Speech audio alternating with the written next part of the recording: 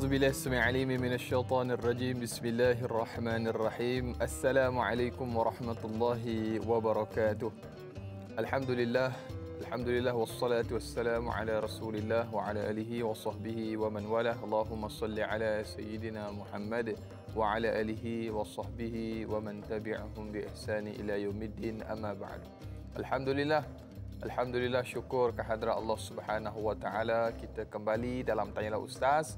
Biar tahu jangan keliru, istimewa Ramadan kami bawakan kepada anda untuk edisi pada hari ini Selasa 4 Mei 2021 bersamaan juga dengan 22 Ramadan 1442 Hijri. Alhamdulillah syukur kehadrat Allah Subhanahu Wa Taala, kita masih lagi dihidupkan kembali oleh Allah Subhanahu Wa Taala, dan pada pagi ini kita sama-sama meneruskan misi memburu Lailatul Qadar kita bersempena dengan 10 malam terakhir pada bulan Ramadan ini. Kami bawakan kepada anda tajuk yang cukup menarik bersempena dengan Lailatul Qadar, iaitu tajuknya Lailatul Qadar Cari Pahala Bukan Tanda. Dan sebagaimana biasa, kita bawakan bintang ilmuwan ke studio pada pagi ini, tidak lain tidak bukan yang berbahagia Profesor Madya Dr. Muhammad Suki Osman. Assalamualaikum Ustaz. Waalaikumsalam warahmatullahi wabarakatuh. Alhamdulillah sihat Ustaz. Alhamdulillah. InsyaAllah tabarakallah, banyak kali kita digandingkan. Dan pada pagi ini tajuk pula yang berbeza Ustaz. Ya. Semestinya memburu Lailatul Qadar, banyak perkara yang akan kita kongsikan kepada para penonton yang semestinya akan menghantarkan soalan dan juga kemusykilan. Sebagaimana biasa, hubungi 1800 881677 atau paling mudah terus tinggalkan soalan anda atau komen anda menerusi laman rasmi Facebook kami Tanyalah Ustaz TV3, dan jangan lupa bagi yang menonton menerusi FB Live untuk tekan butang kongsi, sebar luaskan, mudah-mudahan bermanfaat. Dan juga kita bersiaran serentak menerusi TV3 dan TV9, dan di TV9 kita lanjutkan siaran tambahan 30 minit sehingga jam 8.30 pagi. Jadi terus dia menonton sehingga ke hujung rancangan insya-Allah. Untuk permulaan topik pada pagi ini Ustaz, misi Lailatul Qadar Cari Pahala Bukan Tanda. Saya serahkan untuk mukadimah kepada yang berbahagia Ustaz, dipersilakan. Baik, terima kasih. Assalamualaikum warahmatullahi wabarakatuh. Assalamualaikum warahmatullahi. A'udzubillahi minasyaitonirrajim. Bismillahirrahmanirrahim. Alhamdulillahilladzi hadana lihadza wa ma kunna linahtadiya laula an hadanallah.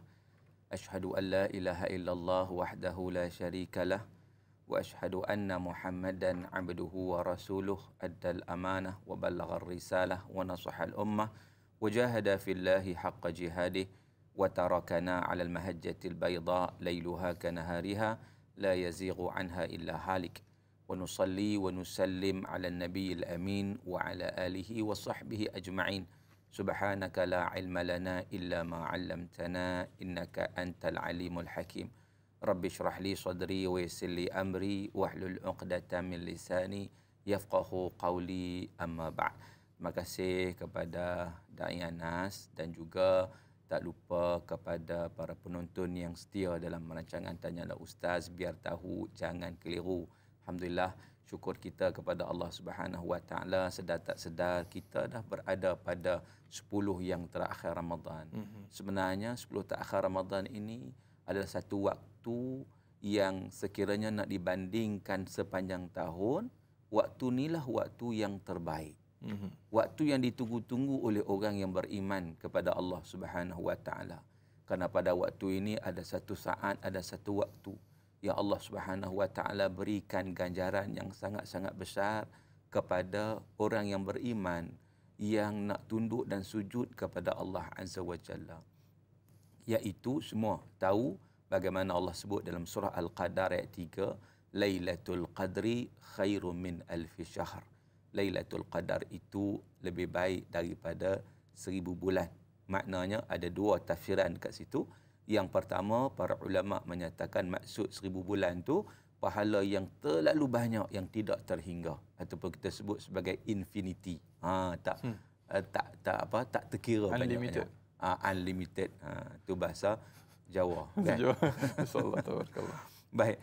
Satu, yang keduanya kebanyakan ulama ataupun jumhur majoriti menyatakan maksudnya adalah digandakan 1000 bulan tu, maknanya dalam konteks waktunya 1000 bulan, pahalanya digandakan 1000 bulan bersamaan kalau kita bahagi bulan ni bahagi 12. Kan sebab bulan ni, kalau kita sebut tentang bulan ni, bahasa Melayu ni kadang-kadang orang keliru juga bulan tu bulan yang mana. Bulan yang di atas kan mungkin bulan juga kan. Kan bila tak ada matahari ada bulan. Sepurnama. Bulan purnama. Yang mana satu 1000 bulan tu bulan purnama atas tu kan. Maka kita lihat kepada perkataan. Kalau bulan atas tu dia panggil qamar. Orang Melayu nama dia kamarul. Kamarul tu bulan atas lah. Kan? Ataupun kalau bulan purnama tu badrun. Al-Badrul Munir. Nama dia Badrul. Tapi kalau syahrun tu maksud dia bulan mana? Bulan kalender. Kiraan. Kiraan kalender lah. Satu maknanya setahun ada 12 bulan. Jadi dalam ayat itu Allah sebut syahrun. Iaitu Lailatul Qadri khairun min alfi syahrin. Jadi perkataan syahr di situ merujuk kepada bulan kalender lah kiraannya. Jadi kalau kita nak kira lebih kurang kalau 1000 bulan bahagi dengan 12 bersamaan dengan 83.3. 83 tahun lah. Maknanya lebih kurang. Jadi di situ ganjarannya Allah Subhanahu Wa Taala bagi sangat-sangat banyak. Maka di sinilah peluang untuk kita mengejar pahala. Yang kita sebut dalam tajuk kita kan, mencari pahala, bukan nak tengok tanda aja. Tanda kalau ikut 10 takhir sekarang ni, tanda apa? Tanda raya banyaklah. Hujan tu. Dah tanda hari raya. Sebab apa? Sebab pergi kat mana pun ada lagu raya.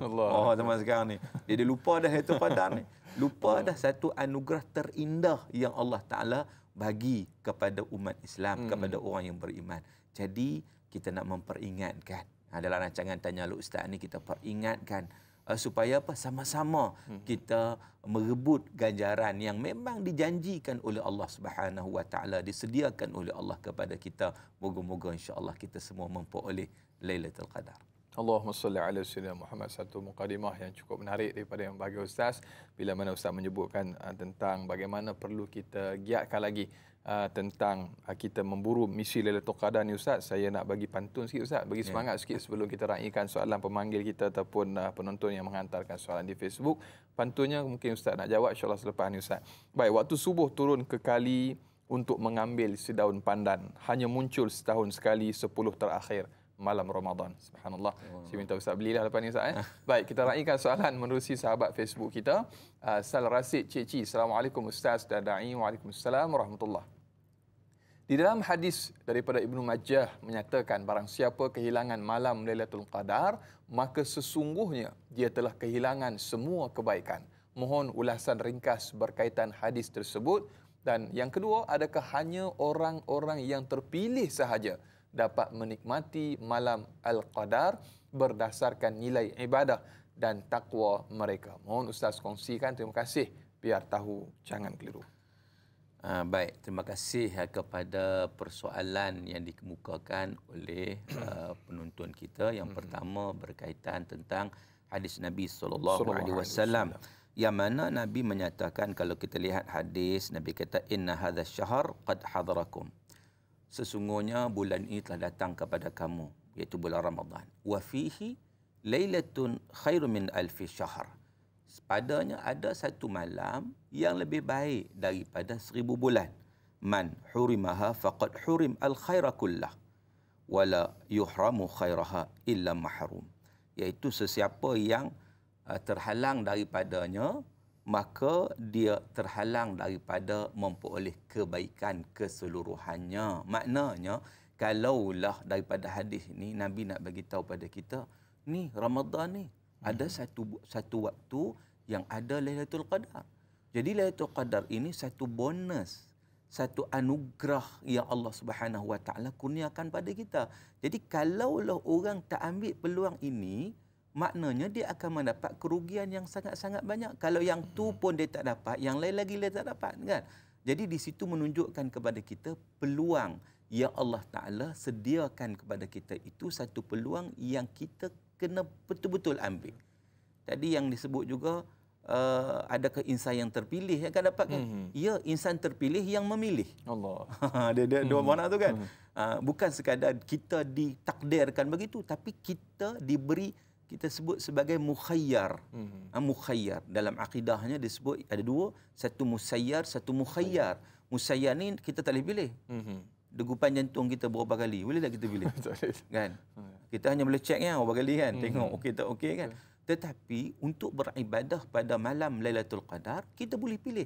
Maka kita yang memilih, lalu kita terpilih. Allah. Tapi kalau kita tak nak pilih, maka kita tidak akan terpilih. Maka dengan sebab itu, insan terpilih ini datang daripada orang yang memilih, iaitu kita lah. Kita memilih untuk menghidupkan malam-malam yang terakhir Ramadan ni dengan kita kata mengetepikan perkara-perkara yang lain semata-mata untuk kita mendapat anugerah terindah dalam bulan Ramadan ini. Ya. Allahu Akbar. Mudah-mudahan terjawab persoalan sahabat kita yang bertanya. Menarik perkataan Ustaz, kita yang memilih untuk menjadi antara yang terpilih dalam kalangan yang terpilih. Subhanallah. Jadi mudah-mudahan kita dapat sama-sama memanfaatkan apa yang telah pun disampaikan oleh bagi Ustaz. Dan berikutnya kalau boleh kita raikan lagi Ustaz soalan daripada sahabat kita di Facebook yang bertanya. Hana Wanci. Berikutnya Hana Wanci bertanya, Ustaz, adakah ada tanda-tanda sekiranya seseorang itu bertemu dengan malam Lailatul Qadar sehingga ada yang tidak tidur menantikan sekiranya ada rezeki bertemu Lailatul Qadar sehingga terlupa untuk beribadah, yakni qiyamul lail. Mohon pencerahan Ustaz. Terima kasih Ustaz dan juga dai. Sampai tak tidur Ustaz, tunggu Lailatul Qadar ni, tanda-tanda ni Ustaz. Subhanallah. Baik. Terima kasih pada persoalan yang dikemukakan. Saya bila sebut tanda-tanda ni, saya teringat sesuatu yang yang diviralkan atau yang masyhur dalam kalangan kita, dalam kalangan masyarakat kita sejak dulu, sejak saya kecil-kecil lagi. Dia kata Lailatul Qadar ni nak tahu macam mana pokok sujud. Pokok sujud. Kemudian air beku. Allah. Kalau kita buka air, betul yang duk tunggu tu. Tunggu nak tengok. Dia duduk nak kot tingkap tengok frozen. Tengok dibuka pipe pilih air tu, tengok dia beku atau tak beku. Dia nak duduk tengok kot tingkap loh, tak dok lagi tak tak sujud lagi pokok ni kan. Maka dia kata tak berlaku lagi tu kan, sampai terlupa qiyamul lail tu. Tidak boleh dah. Sebab duk cari kan. Dia sebenarnya kalau kita lihat kepada hadis Nabi sallallahu alaihi wasallam, Nabi tak pernah menyatakan pun yang kata Lailatul Qadar mesti pokok sujud, tak ada pun hadis seumpama itu. Mesti yang kata air beku, tak ada. Kalau ada orang cerita, mungkin pengalaman dia wallahu alam, mungkin dia nampak sungguh, mungkin tidak wallahu alam. Tetapi nak ceritanya dia bukan satu kemestian nampak macam tu. Tambah kalau kita lah, kalau Anas tak tahulah kan. Allah. Kita bangun pagi kita ingat lebih masjid lah. Kan sebab masjid ada buat qiyamul lail, buat program qiyamul lail pukul 3 pagi. Kita mau semangat kan, nak start motor nak pergi tengok pokok, bukan pokok sujud, pokok duk babai kat kita. Mari macam tu. Misteri sangat. Agak-agaknya tak jadi pergi masjid. Masuk balik rumah tak? Dia patah balik, masuk buah selimut sampai ke subuh. Kan? Jadi maknanya tak mesti, sebab tu kita kata tak payah duk cari tanda. Cari pahala yang tajuk kita tu. Cari ganjaran Allah Ta'ala. Cari pahala ni makna apa? Maknanya kita bersiap sedia untuk kita memperbanyakkan amal ibadah yang kita buat, bukan setakat banyak saja, tetapi berkualiti dengan ikhlasnya pada Allah, dengan sempurnanya kepada Allah Ta'ala. Kita buat yang tu. Tak payah duk carilah tanda ni. Kalau berlaku malam Al-Qadar, dapatlah kita. Kalau duk cari sangat tadi, menjadi macam tadilah.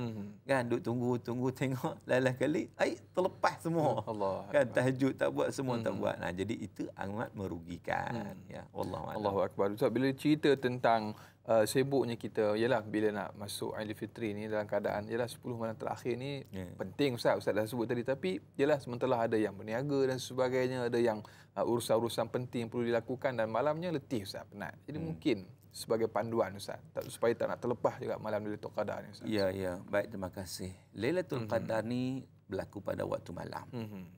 Jadi maknanya kita kena plan. Kita nak dapat satu ganjaran, kita nak dapat satu bonus, maka kita nak dapat keuntungan, laba yang besar. Kita kena plan lah. Macam orang berniaga lah juga. Orang berniaga ni kalau dia pakai hantam saja, pergi berniaga kat mana ikut suka, tempat orang ada, orang tak ada, tak peduli. Kan? Tempat yang sesuai tak sesuai, tak peduli. Maka dia tak akan dapat keuntungan.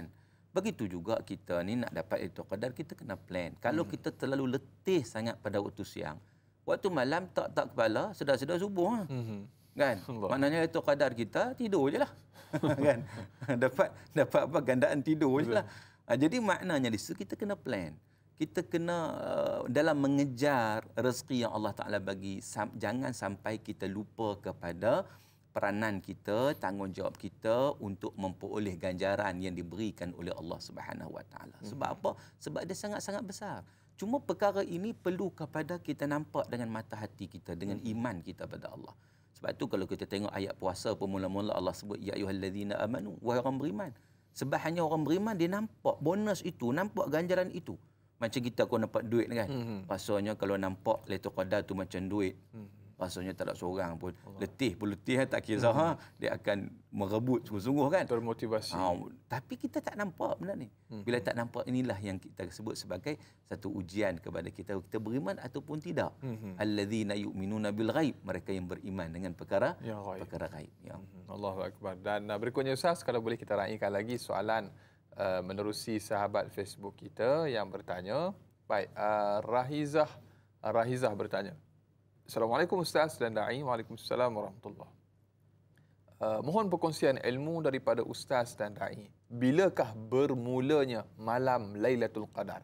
Dan yang kedua, adakah daripada mula berbuka puasa sehingga masuknya waktu subuh? Terima kasih Kak Zah dari Cenur Pahang bertanya. Ini masa dia tu. Jangka masa Lailatul Qadar. Ada orang tanya saya sebelum nak jawab soalan tu. Dia kata, Ustaz, boleh tak itu qadar tu berlaku pada waktu siang? Boleh tak boleh? Dia kalau kita tengok, kataan Lailatul Qadar. Lailah itu sendiri maksudnya malam. Maksudnya malam. Macam mana nak jadi siang? Kan? Sebab tu disebut Lailah itu. Jadi ia berlaku pada waktu malam. Malam tu bila? Malam ni start daripada maghrib tu malam lah. Mula azan. Mula jatuh terbenam matahari tu, dia kira malam lah tu. Dan dia berpanjangan disebut dalam surah Al-Qadar ayat 5, Salamun hiya hatta matla'il fajr. Sejahteralah malam itu. Malam itu malam apa? Malam Al-Qadar ataupun Lailatul Qadar.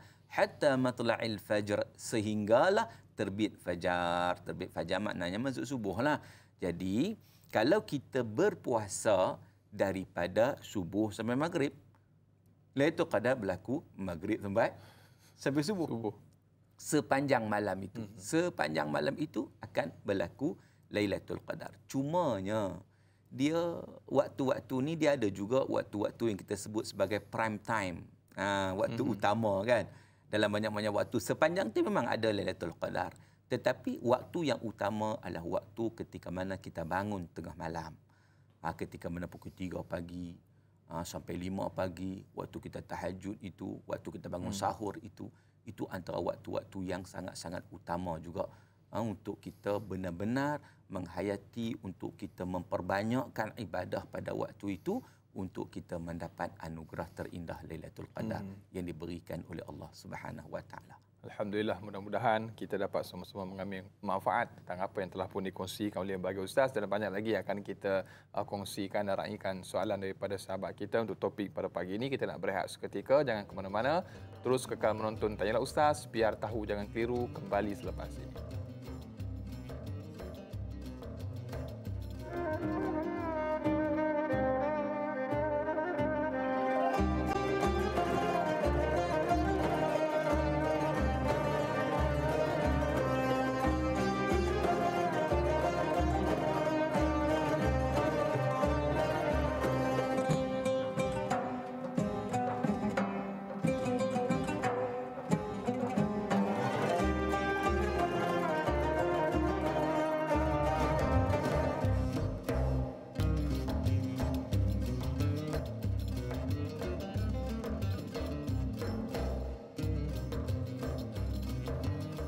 Alhamdulillah, masih lagi terus setia bersama dengan kami Tanyalah Ustaz, biar tahu jangan keliru, istimewa Ramadan dan juga istimewa bersempena dengan 10 malam terakhir di bulan Ramadan pada tahun ini. Kita bawakan tajuk Lailatul Qadar, cari pahala bukan tanda. Kita masih lagi bersama yang berbahagia Profesor Madya Dr. Muhammad Suki Osman, dan kita nak raikan lagi Ustaz soalan daripada sahabat Facebook kita yang bertanya. Rosdin Samah. Assalamualaikum Ustaz dan Da'i. Waalaikumsalam warahmatullahi.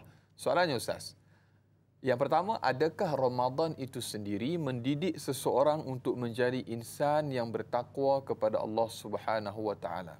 Dan yang kedua, adakah Lailatul Qadar itu boleh dianggap sebagai jalan pintas dalam beribadah serta kesempatan yang perlu direbut oleh setiap orang dengan mengambil kira usia umat baginda Nabi Muhammad SAW tidaklah begitu panjang sebagaimana umat yang terdahulu. Mohon perkongsian ilmu daripada Ustaz. Terima kasih. Dua soalan daripada Rosdin Samah di Facebook. Baik, terima kasih kepada yang bertanya. Yang pertama tentang bagaimana Ramadan itu apakah melahirkan manusia yang bertakwa pada Allah. Sebab itu kita sebut sebagai Ramadan ini sebagai madrasah. Madrasah ni sekolah lah, nak didik kita kan. Sebab kita kata okey, kita kata baca Quran.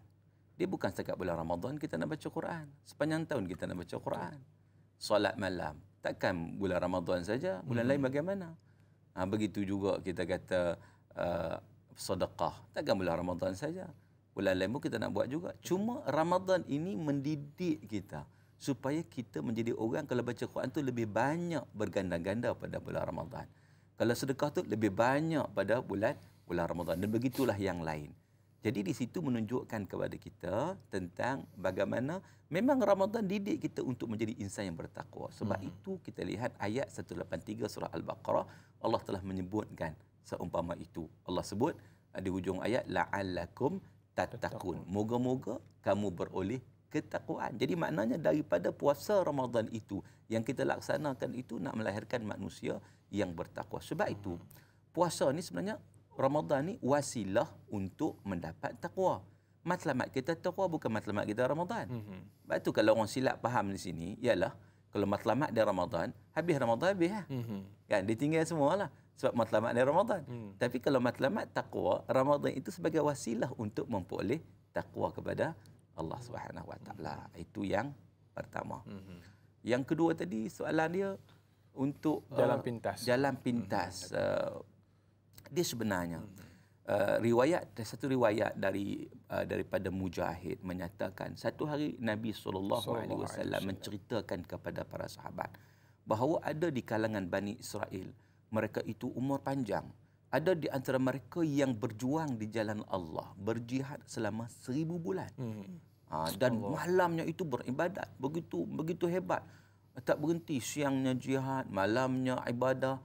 Disebut oleh Ibnu Rajab Al-Hambali, dia kata jihad waktu siang, jihad waktu malam kan. Jadi ketika mana Nabi SAW menceritakan perkara tersebut kepada para sahabat, jadi ada yang sesedihlah juga sebab kita tak mampu pun 1000 bulan. Kalau orang maknanya dia kena umur 80 tu pun lahir-lahir tu beranak-beranak terus Allahu Akbar.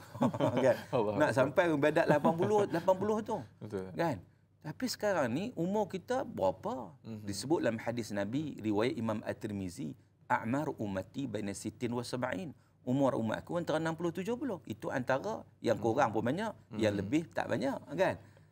Dan itu umur kata-kata 80 umur. 90 katakan 100. Tak tolak umur baligh lagi. Ada orang 40 baru baligh. Jadi baru nak start buat ibadat pada Allah, sebab berapa lama dia nak dapat. Maka dengan sebab itu Allah bagi kurniaan oleh kerana umur kita pendek.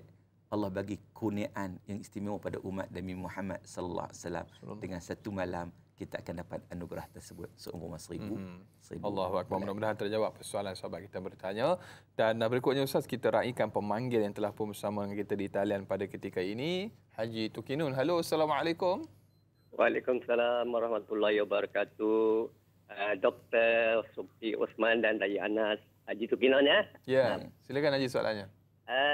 Persoalannya gini Ustaz, saya nak minta pandangan daripada Ustaz. Ada orang cari malam Lailatul Qadar ni, dia kata menunggu malam 21, malam 23 dan malam seterusnya. Tapi saya nak minta pandangan Ustaz. Kalau kita buat tahajud lah contohnya, tak banyaklah kita buat malam tu 2 rakaat. Tapi kita buat daripada 1 hari bulan Ramadan hinggalah akhir sampai ke malam raya. Jadi kita nak cari malam Lailatul Qadar itu Allah Ta'ala punya kerja.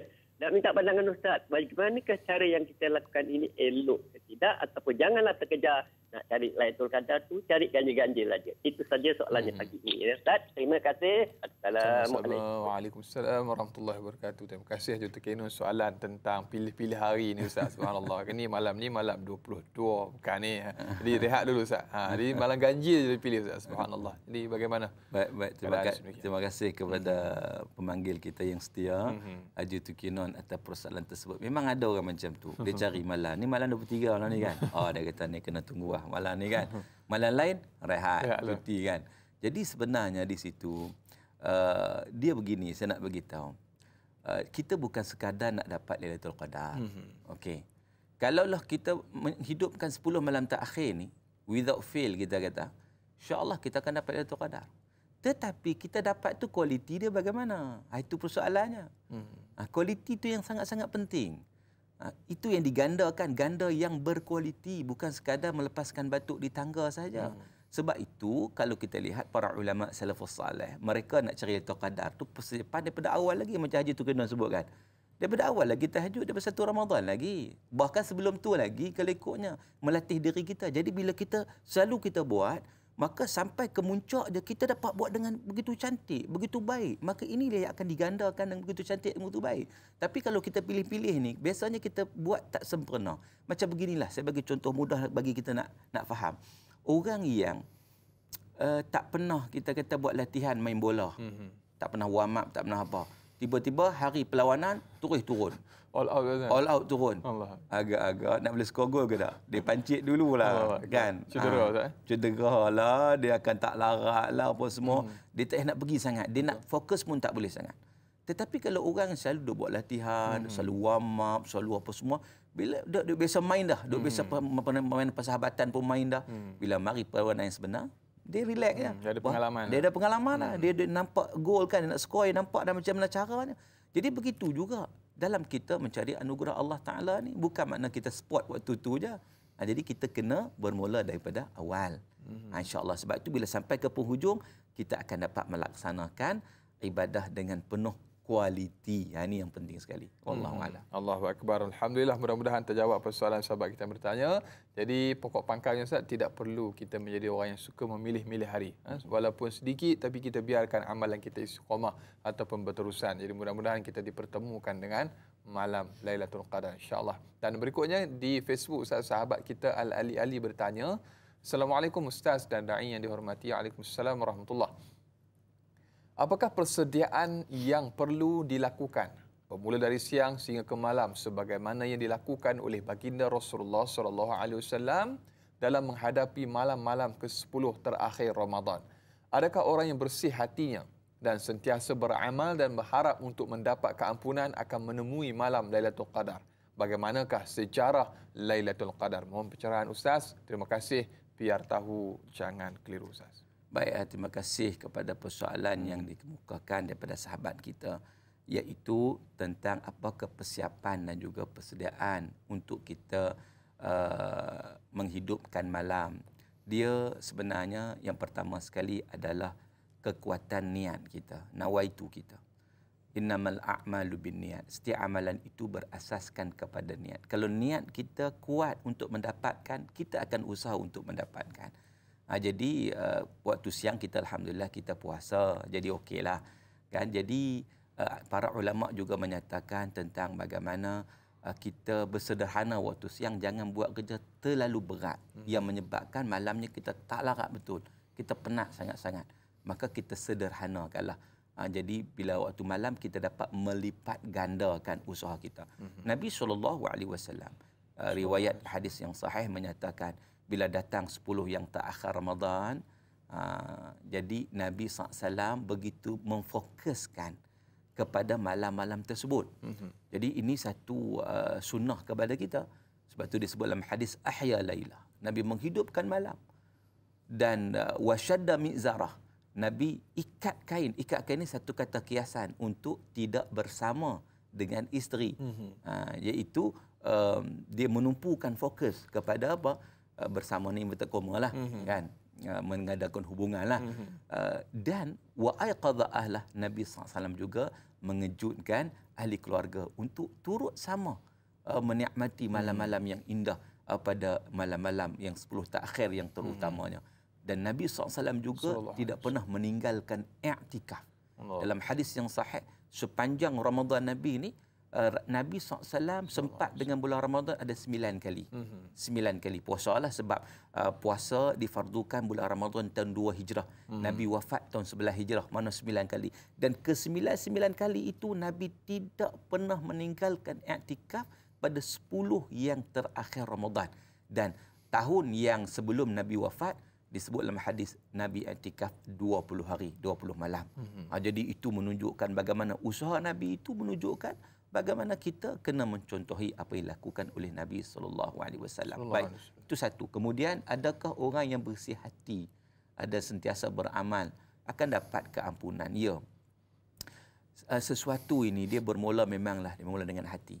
Sebab itu Nabi SAW sebut, man qama lailatal qadri imanan wahtisaban ghufira lahu ma taqaddama min dhanbi. Hadis sahih, iaitu sesiapa yang qiyam Lailatul Qadri, menghidupkan dengan solat pada malam yang ada padanya Lailatul Qadar, dengan penuh apa? Imanan, dengan penuh keimanan pada Allah Ta'ala, dan wahtisaban, dengan penuh pengharapan kepada Allah Ta'ala, ikhlas sungguh pada Allah. Ini semua datang daripada hati yang suci, hati yang bersih.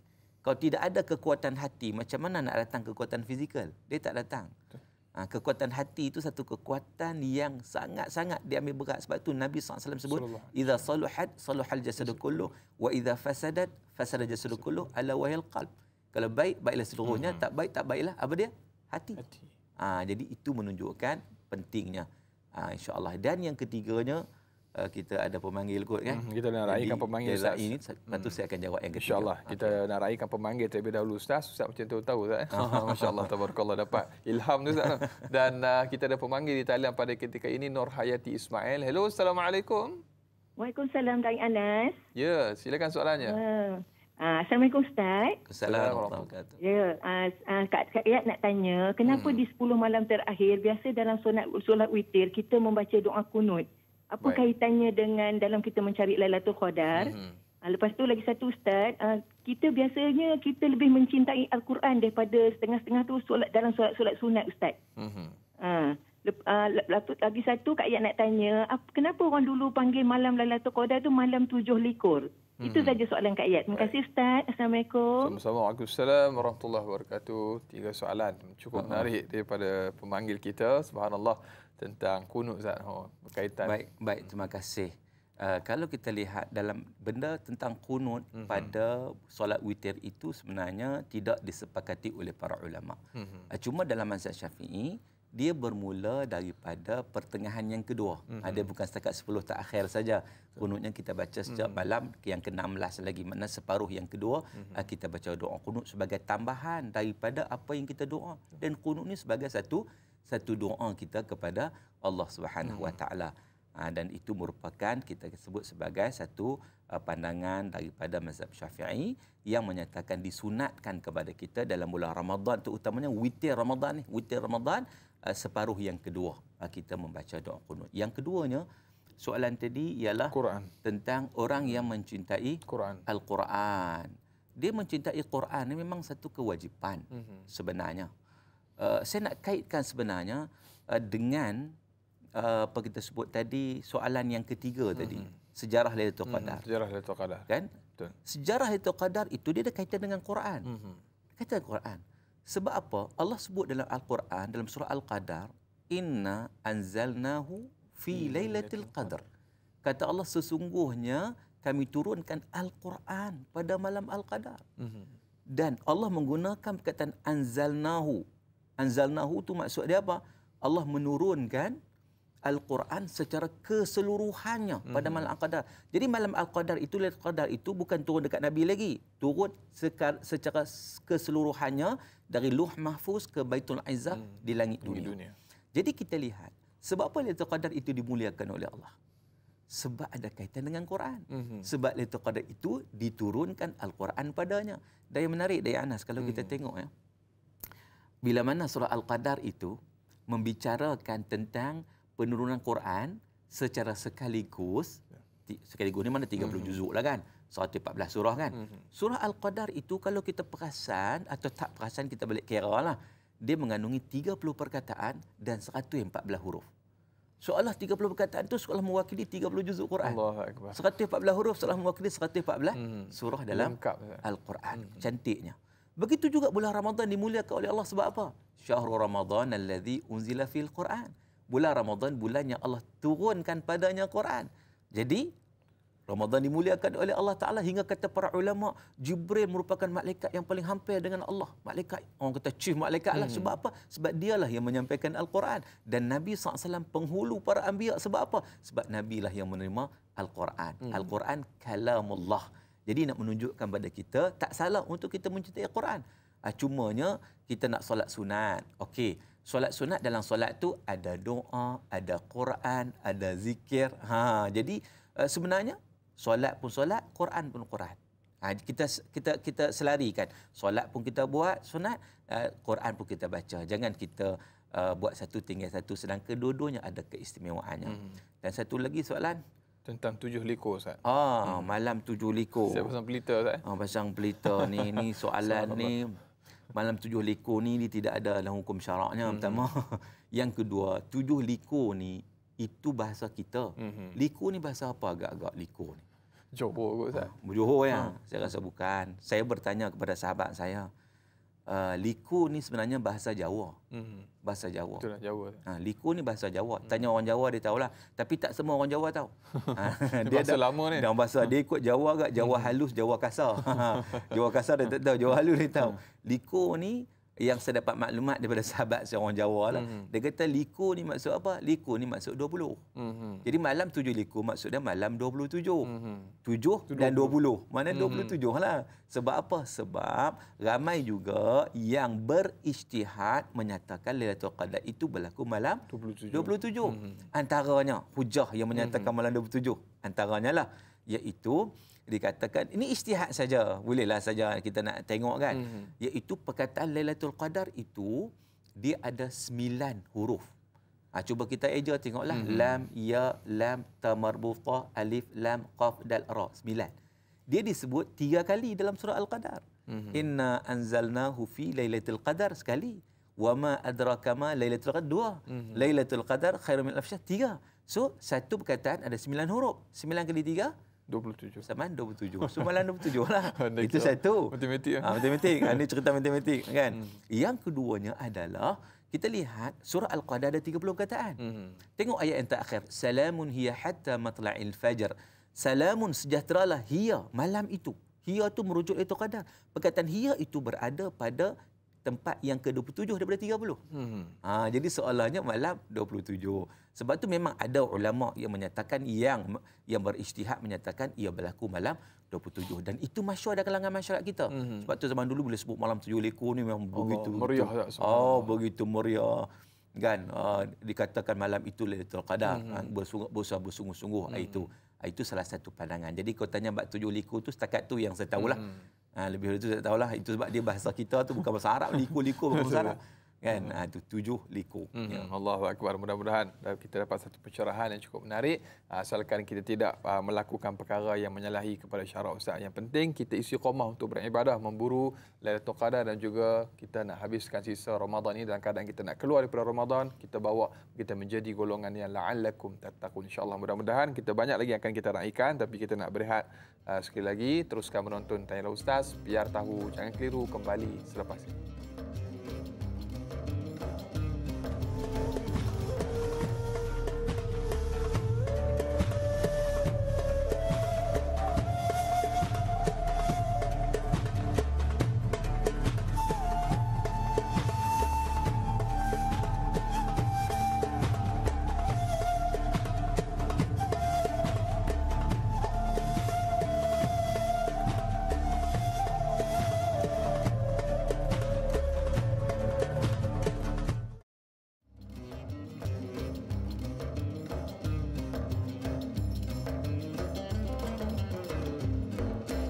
Alhamdulillah, masih lagi terus setia bersama dengan kami Tanyalah Ustaz, biar tahu jangan keliru.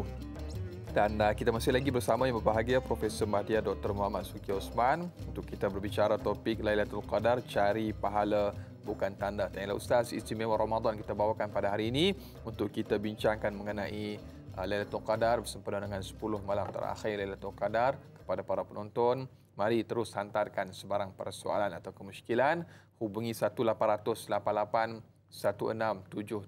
atau paling mudah terus sahaja tinggalkan soalan anda menerusi laman rasmi Facebook Tanyalah Ustaz TV3. Dan jangan lupa untuk tekan butang kongsi, sebar luaskan, mudah-mudahan bermanfaat insya-Allah. Dan berikutnya Ustaz, kalau boleh kita raikan lagi soalan Facebook sahabat kita yang bertanya, Zaliha Haji Muhammad Nur. Assalamualaikum Ustaz dan da'i. Waalaikumsalam warahmatullahi. Soalannya Ustaz, apakah berdosa seandainya kita sebagai hambanya mengharapkan turunnya malam Lailatul Qadar? Mohon pencerahan daripada Ustaz biar tahu jangan keliru. Terima kasih dari Kampung Setanggi JB bertanya Ustaz. Salah ke Ustaz kalau minta Lailatul Qadar turun ni? Baik. Terima kasih kepada yang bertanya. Berdosa atau tak berdosa kita mengharapkan turunnya Lailatul Qadar? Jawapannya tidak berdosa. Sebab apa? Sebab kita harap kata harap tetap Allah bagi. Itu janji Allah Subhanahu Wa Taala, dan Allah menyatakan dalam Al-Quran itu anugerah yang Allah nak bagi kepada kita umat Nabi Muhammad sallallahu alaihi wasallam yang umur kita tak panjang. Bila umur kita tak panjang, kita tak berkesempatan untuk buat ibadat dengan lama. Maka dengan sebab itu anugerah yang Allah bagi kepada kita ialah Lailatul Qadar yang menyamai ibadat selama 1000 bulan. Maka dengan sebab itu, kalau kita mengharapkan sesuatu yang Allah janji, maka ia tidak ada masalah. Kan? Memang kalau kita harap ke, kita tak harap ke, ia tetap datang. Kan? Maka orang yang beriman, dia sentiasa mengharaplah. Orang yang tak beriman, dia tak peduli ada ke tak ada, dia tak peduli kan. Dia tak pandang pun perkara tersebut.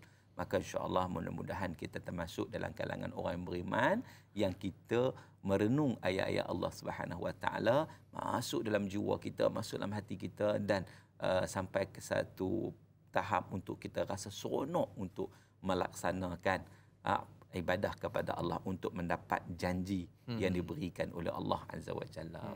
Allahu Akbar. Ini mudah-mudahan terjawab persoalan. Yang penting tak berdosa. Jangan bimbang, insya-Allah memang keberkatan pada malam tersebut. Dan berikutnya kita ada pemanggil Robizan Abu Bakar di talian pada ketika ini. Hello, Assalamualaikum. Waalaikumsalam Dai. Assalamualaikum Ustaz. Assalamualaikum warahmatullahi wabarakatuh. Saya nak tanya, bagaimana bagi seseorang yang masukkan amalannya baru sedikit nak meraih pahala di malam terakhir 10 terakhir ini. Baik. Itu je soalan saya. Baik, terima kasih soalannya. Assalamualaikum. Waalaikumsalam. Ya, subhanallah, soalan ringkas tetapi menarik untuk kita bicarakan. Yalah, kita ni amalan kita ni kurang Ustaz, tapi kita sangat mengharapkan agar kita dikurniakan malam Lailatul Qadar. Adakah layak kita Ustaz? Kita ni hanya pendosa yang mengharapkan syurganya. Subhanallah. Baik, boleh buat tajuk drama pendosa ingin ke syurga. Ingin ke syurga. Allahu Akbar. Baik. Kita semua layak untuk mendapat rahmat Allah Subhanahu Wa Taala. Allah Taala memang sentiasa nak memberi rahmatnya kepada kita, nak mengampunkan dosanya kepada kita. Amalan sedikit tetapi berterusan lebih baik daripada amalan banyak lepas tu berhenti terus. Dia pulun 10 terakhir Ramadan ni, malam raya huri, dia tinggal terus, dia tak ingat dah. Kan? Ini rugi sebenarnya. Rugi. Berbeza dengan orang dia tak banyak. Tahajud pun 2 rakaat saja. Tahajud 2 rakaat, baca Quran satu malam, satu juzuk, kan? Dia tak baca banyak, tapi dia buat sikit, tetapi secara berterusan. Itu lebih baik sebenarnya daripada kita pulun sungguh-sungguh lepas tu kita tinggal sungguh-sungguh, kan? Sebab itu insya-Allah jangan risau, asalkan kita nak melaksanakannya. Pada malam-malam Ramadan ni contohnya kita pelbagaikanlah. Yang pertama sekali, tarawih kita jangan tinggal, Quran kita jangan tinggal, kan? Tahajud kita jangan tinggal. Jadi antara perkara-perkara itu kita cuba hidupkan sepanjang malam, insya-Allah. Ambil sikit apa, tak banyak tak apa, sikit-sikit, tetapi kita sentiasa berada dalam mencari keredaan Allah Subhanahu Wa Taala. Kita buat itu dengan penuh ikhlas kepada Allah Azza wa Jalla. Buat itu dengan penuh iman kepada Allah. InsyaAllah mudah-mudahan ada kebaikan. Allahu Akbar. Dan ada juga dalam keadaan kita melihat bila masuk Ramadan, bila dalam bulan Ramadan terutamanya 10 malam terakhir, mereka melipat gandakan ibadah dan dalam masa yang sama sedekahnya luar biasa Ustaz. Cuma terkadang tu bila berlaku pembaziran, Jadi bagaimana panduan ataupun nasihat kepada Ustaz? Kadang-kadang sedekah ni luar biasa. Kalau rumah anak yatim ni sampai terlarat nak makan. Terutamanya 10 malam terakhir ni Ustaz. Sedikit komen Ustaz. Baik, untuk melipat gandakan ibadat, memanglah kita kata itu benar dituntut, terutama bulan Ramadan. Macam ibadat yang kita buat, bulan lain pun kita buat juga. Betul. Quran, takkan Ramadan saja kita baca. Cuma yang tak boleh tarawih je lah. Jangan ada orang rajin bulan Syawal buat tarawih. Kan tak boleh lah. Itu khusus. Tapi witir. Witir ramai mana orang yang dia buat pada musim Ramadan, tetapi lepas Ramadan dia tinggal terus witir tak buat dah. Allah. Ini rugi sebenarnya. Walaupun satu rakaat. Walaupun satu rakaat kan. Jadi satu. Yang keduanya, kadang-kadang memanglah macam disebut, anak-anak yatim bulan Ramadan memang istimewa. Kadang-kadang malam tu pergi cari juga. Special. Tapi yang herannya, bulan Ramadannya, bulan lain seolah anak yatim tak wujud. Ini maknanya, itu bukan madrasah nama dia. Madrasah ni nak mendidik kita. Tujuan Ramadan ni madrasah nak didik kita. Supaya bila mana kita lipat gandakan bulan Ramadan, bulan lain itu akan membawa kita melakukan perkara kebaikan yang sama. Tapi kalaulah kita masuk sekolah, keluar sekolah kita tak tahu apa dah. Tak ingat apa dah. Maknanya ni dapat sijil ke tak ni. Graduate ke tak ni kan. Macam orang masuk universiti lah. Masuk universiti, ilmu yang dia belajar kat universiti itu untuk digunakan selepas dia keluar universiti. Diaplikasikan. Diaplikasikan selepas dia graduate. Tapi kalaulah universiti dia puluhan, kira gila-gila punya puluhan kan. Tapi lepas graduate, dia tak apply kan. Dia pun lupa habis semua, tak ingat dah kan. Jadi kita kata pisat dadah pula waktu tu. Contohnya kan. Dia tak pedulilah. Jadi maknanya universiti dia fail. Fail sebenarnya. Maka dengan sebab itu kita lihat janganlah sampai tahap membazir lah. Ramadan tak mengajar kita untuk membazir. Macam yang dilaporkan kepada kita. Berapa ribu tan makanan dibazirkan dalam bulan Ramadan. 1000 tan Ustaz pada tahun 2015. Itu 2015. Kajian dibuat. Sekarang ni lagi banyak. Jadi kita heran kat mana ni? Sedangkan Ramadan mendidik kita. Yang ni bukan mendidik lagi dah kan. Menyebabkan kita itu tak terdidik. Ramadan mendidik tapi kita tak terdidik. Betul. Menyebabkan berlakunya pembaziran. Sedangkan kita tahu pembaziran itu ikhwana syaitan. Orang yang membazir itu saudara kepada syaitan. Jadi satu perkara yang perlu diperhalusi dan perlu dimuhasabah. Allahu Akbar. Dan berikutnya Ustaz dan juga para penonton, kita raikan lagi soalan menerusi sahabat kita di Facebook, Mazni Hasan. Assalamualaikum Ustaz dan Da'i. Waalaikumsalam warahmatullahi. Bagi negeri yang diwartakan sebagai PKP, semua masjid, surau, musalla sudah diarahkan tutup, sedangkan Rasulullah SAW di malam 10 terakhir Ramadan, baginda Rasulullah SAW banyak beriktikaf di masjid. Persoalannya Ustaz, bolehkah kita menyediakan satu sudut di ruang rumah kita sebagai niat untuk kita beriktikaf di masjid, dan adakah ianya menghasilkan pahala atau ia seakan menyalahi amalan kebiasaan Rasulullah sallallahu alaihi wasallam? Mohon pencerahan Ustaz. Terima kasih. Biar tahu jangan keliru ni buat ruang iktikaf di rumah Ustaz. Baik, terima kasih kepada persoalan yang dikemukakan. Yang pertama sekali memang Al-Imam Malik menyatakan, aku heran dengan orang Islam yang mengaku mengikut sunnah Nabi SAW, tetapi Rasulullah tidak pernah meninggalkan i'tikaf pada 10 yang terakhir Ramadan, tetapi umat Islam hari ini tidak melaksanakannya. Jadi satu muhasabah untuk kita jugalah kan. Bila mana kita tak buat benda itu, kita kena fikir. Nabi SAW i'tikaf ni bukan masuk sekejap keluar dah. Nabi i'tikaf ni makna kalau 10 hari lah. Berterusan. Makna kalau saya sebut masuk malam 21 keluar malam raya lah. Seolah begitu kan. Tapi kita hari ni mungkin ada kekangan siang kita bekerja dan sebagainya. Kecuali orang yang orang pencin contohnya kan. Dia boleh duduk lah. Siang bekerja, jadi malam kita ambil kesempatan juga untuk pergi masuk masjid niat i'tikaf. Baik, satu. Yang kedua, persoalannya ialah orang perempuan boleh tak i'tikaf di masjid ataupun di rumah? Sebab kadang-kadang orang perempuan tak ada kesempatan untuk pergi masjid. Maka perkara ini khilaf di kalangan ulama. Yang pertama, mazhab Hanafi kata orang perempuan boleh iktikaf di rumah. Satu ruang sudut rumah dia yang dijadikan tempat solat. Dalam mazhab Syafi'i, qaul qadim menyatakan boleh. Tetapi yang rajih tak boleh. Yang rajihnya ialah tempat iktikaf masjid. Sebab apa disebut dalam Quran? Wala tubashiruna wa antum aqifuna fil masajid. Jadi maknanya kebanyakan ulama, majoriti ulama menyatakan iktikaf di masjid. Orang perempuan disebut dalam hadis Nabi SAW tidak pernah meninggalkan iktikaf sampai Nabi wafat. Selepas Nabi wafat, isteri-isteri Nabi beriktikaf di masjid. Maka di situ secara rajihnya kita melihat pandangan ulama menyatakan iktikaf itu berlaku di masjid. Baik, itu satu. Yang kedua ialah bagaimana kalau PKP? Masjid tak buka, masjid tutup, nak iktikaf macam mana? Macam nak ikut sunnah Nabi SAW. Saya membaca satu tulisan guru saya, Seusaha Kesatuan Ulama Dunia, Syekh Ali Muhyiddin Ali Al-Qaradari. Dia memberi satu kenyataan, satu pandangan, terutama ketika mana berlaku Ustaz tahun lepas kita memang total lockdown. Maknanya masjid tutup terus. Yang ada 3 orang yang ke masjid.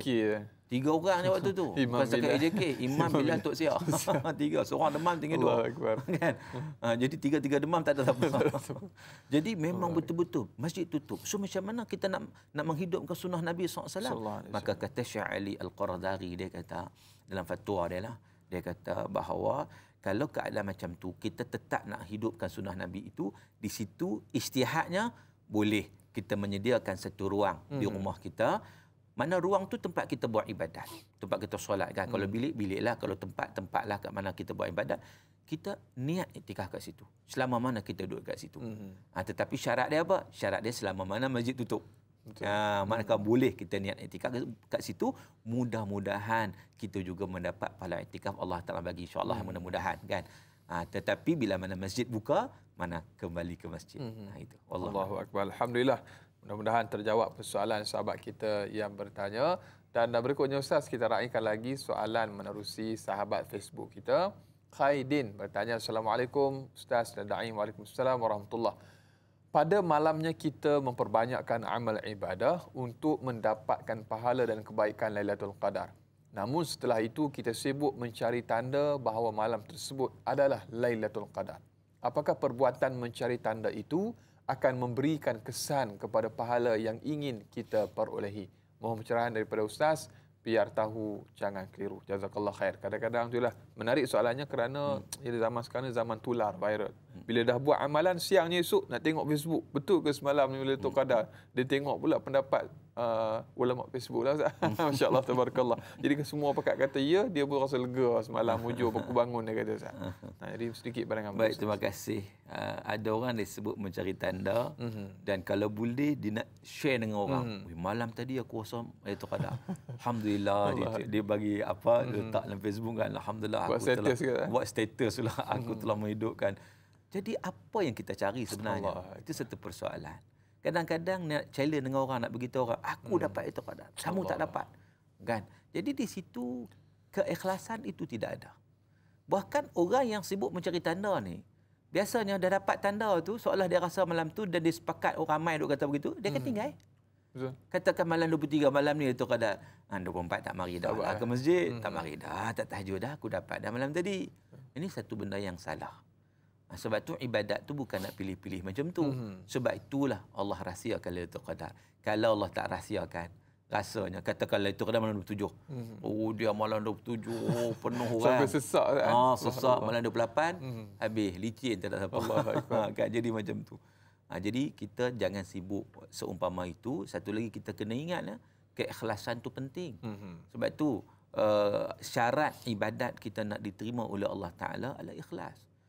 Bukan nak cerita ke orang, tidak. Kan? Bukan kita nak ni, cuma kita buat sesungguh-sungguhnya, insya-Allah kita akan dapat ganjaran itu daripada Allah Subhanahu Wa Taala. Ya, Allahu akbar. Jadi mudah-mudahan terjawab persoalan sahabat kita yang bertanya, dan rasa macam nak bagi satu pantun lagi Ustaz. Insya-Allah. Berperahu layang ke Teluk Kudat, syarat muatan lalu tenggelam. Rebutlah peluang buat ibadat dalam setahun 10 malam. Subhanallah.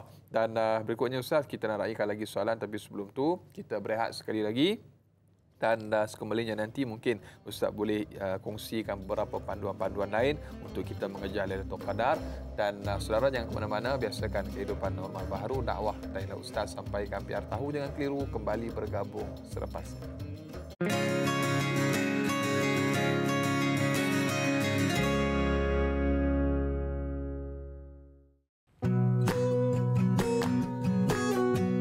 Assalamualaikum warahmatullahi wabarakatuh.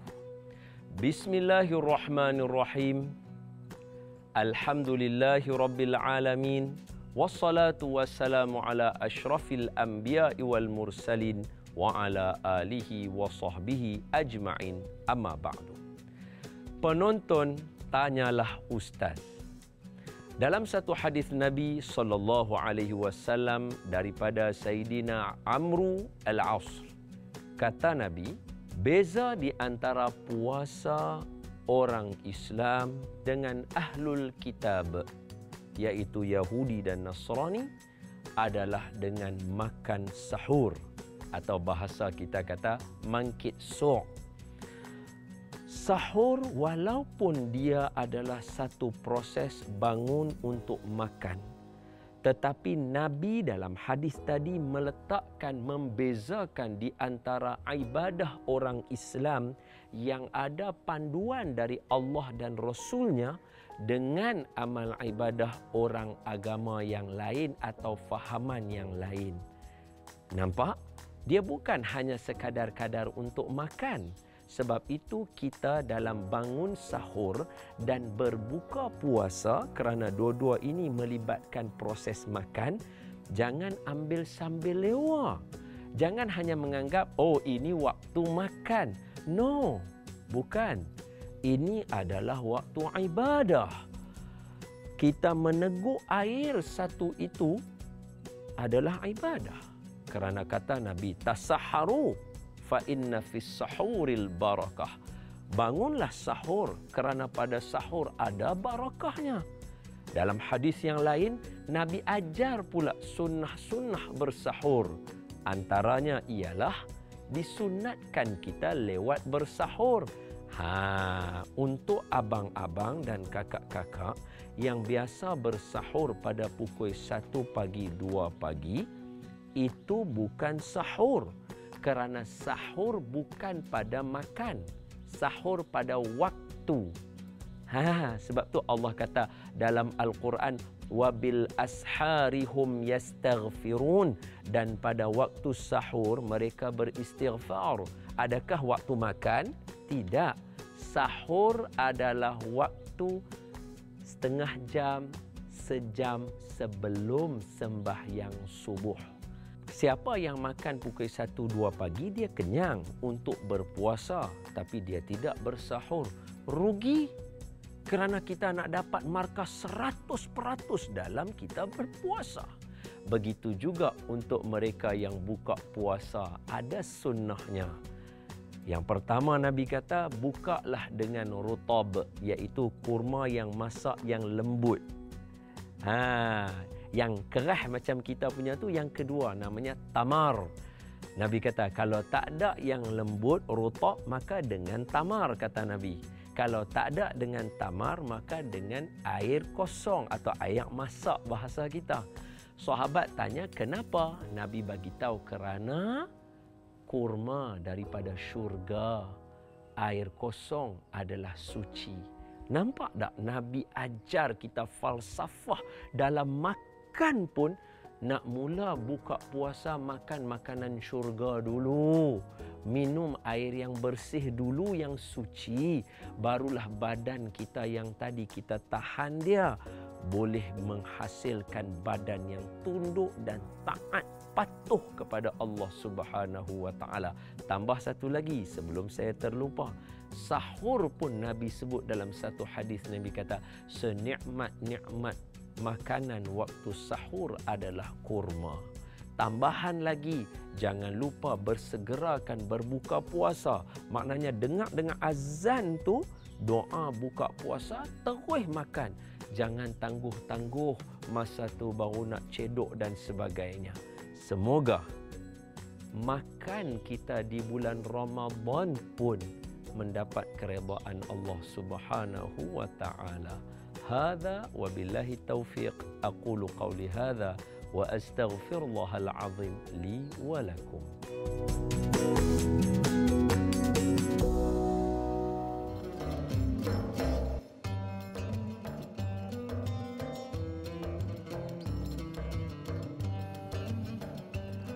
Alhamdulillah, terima kasih dan terima kasih. Kurang lebih tepat sejam kita bersiaran. Semestinya dalam Tanyalah Ustaz, biar tahu jangan keliru, istimewa Ramadan kami bawakan kepada anda tajuk Lailatul Qadar, cari pahala bukan tanda.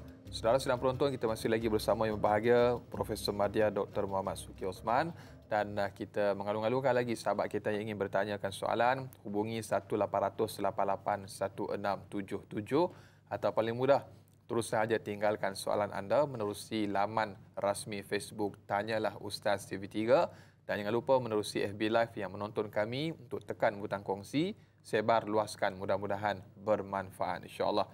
Dan misi memburu Lailatul Qadar, Ustaz, kita nak raikan lagi pemanggil kita di talian pada ketika ini, Mamu Hanifah. Assalamualaikum. Hello.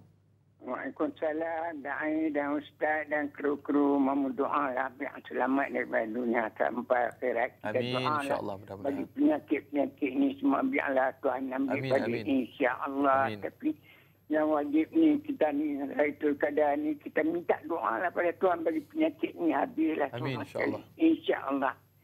Tapi soalan mamu. Ya. Anak mamu lah kan orang dak lah anak mamu ni tutup aurat dak. Tapi semayang waktu tak buat. Tapi semayang tahajud, apakah sunat, semua dia buat. Yang wajibnya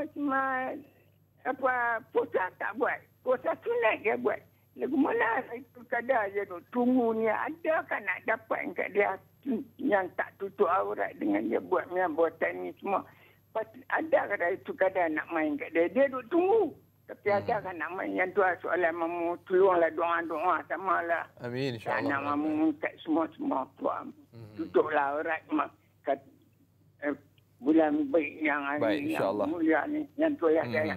Assalamualaikum warahmatullahi wabarakatuh. Alhamdulillah, terima kasih Mamu Hanifah dari Pulau Pinang, pemanggil setia kita, bertanya soalan tentang ialah apakah masih ada harapan bagi mereka yang mengharapkan Lailatul Qadar dalam keadaan mungkin kadang-kadang tu buat yang wajib ditinggalkan, yang sunat pula dilaksanakan, dan doanya, subhanallah, ada minta doa. Baik, terima kasih kepada Mamu atas persoalan yang dikemukakan.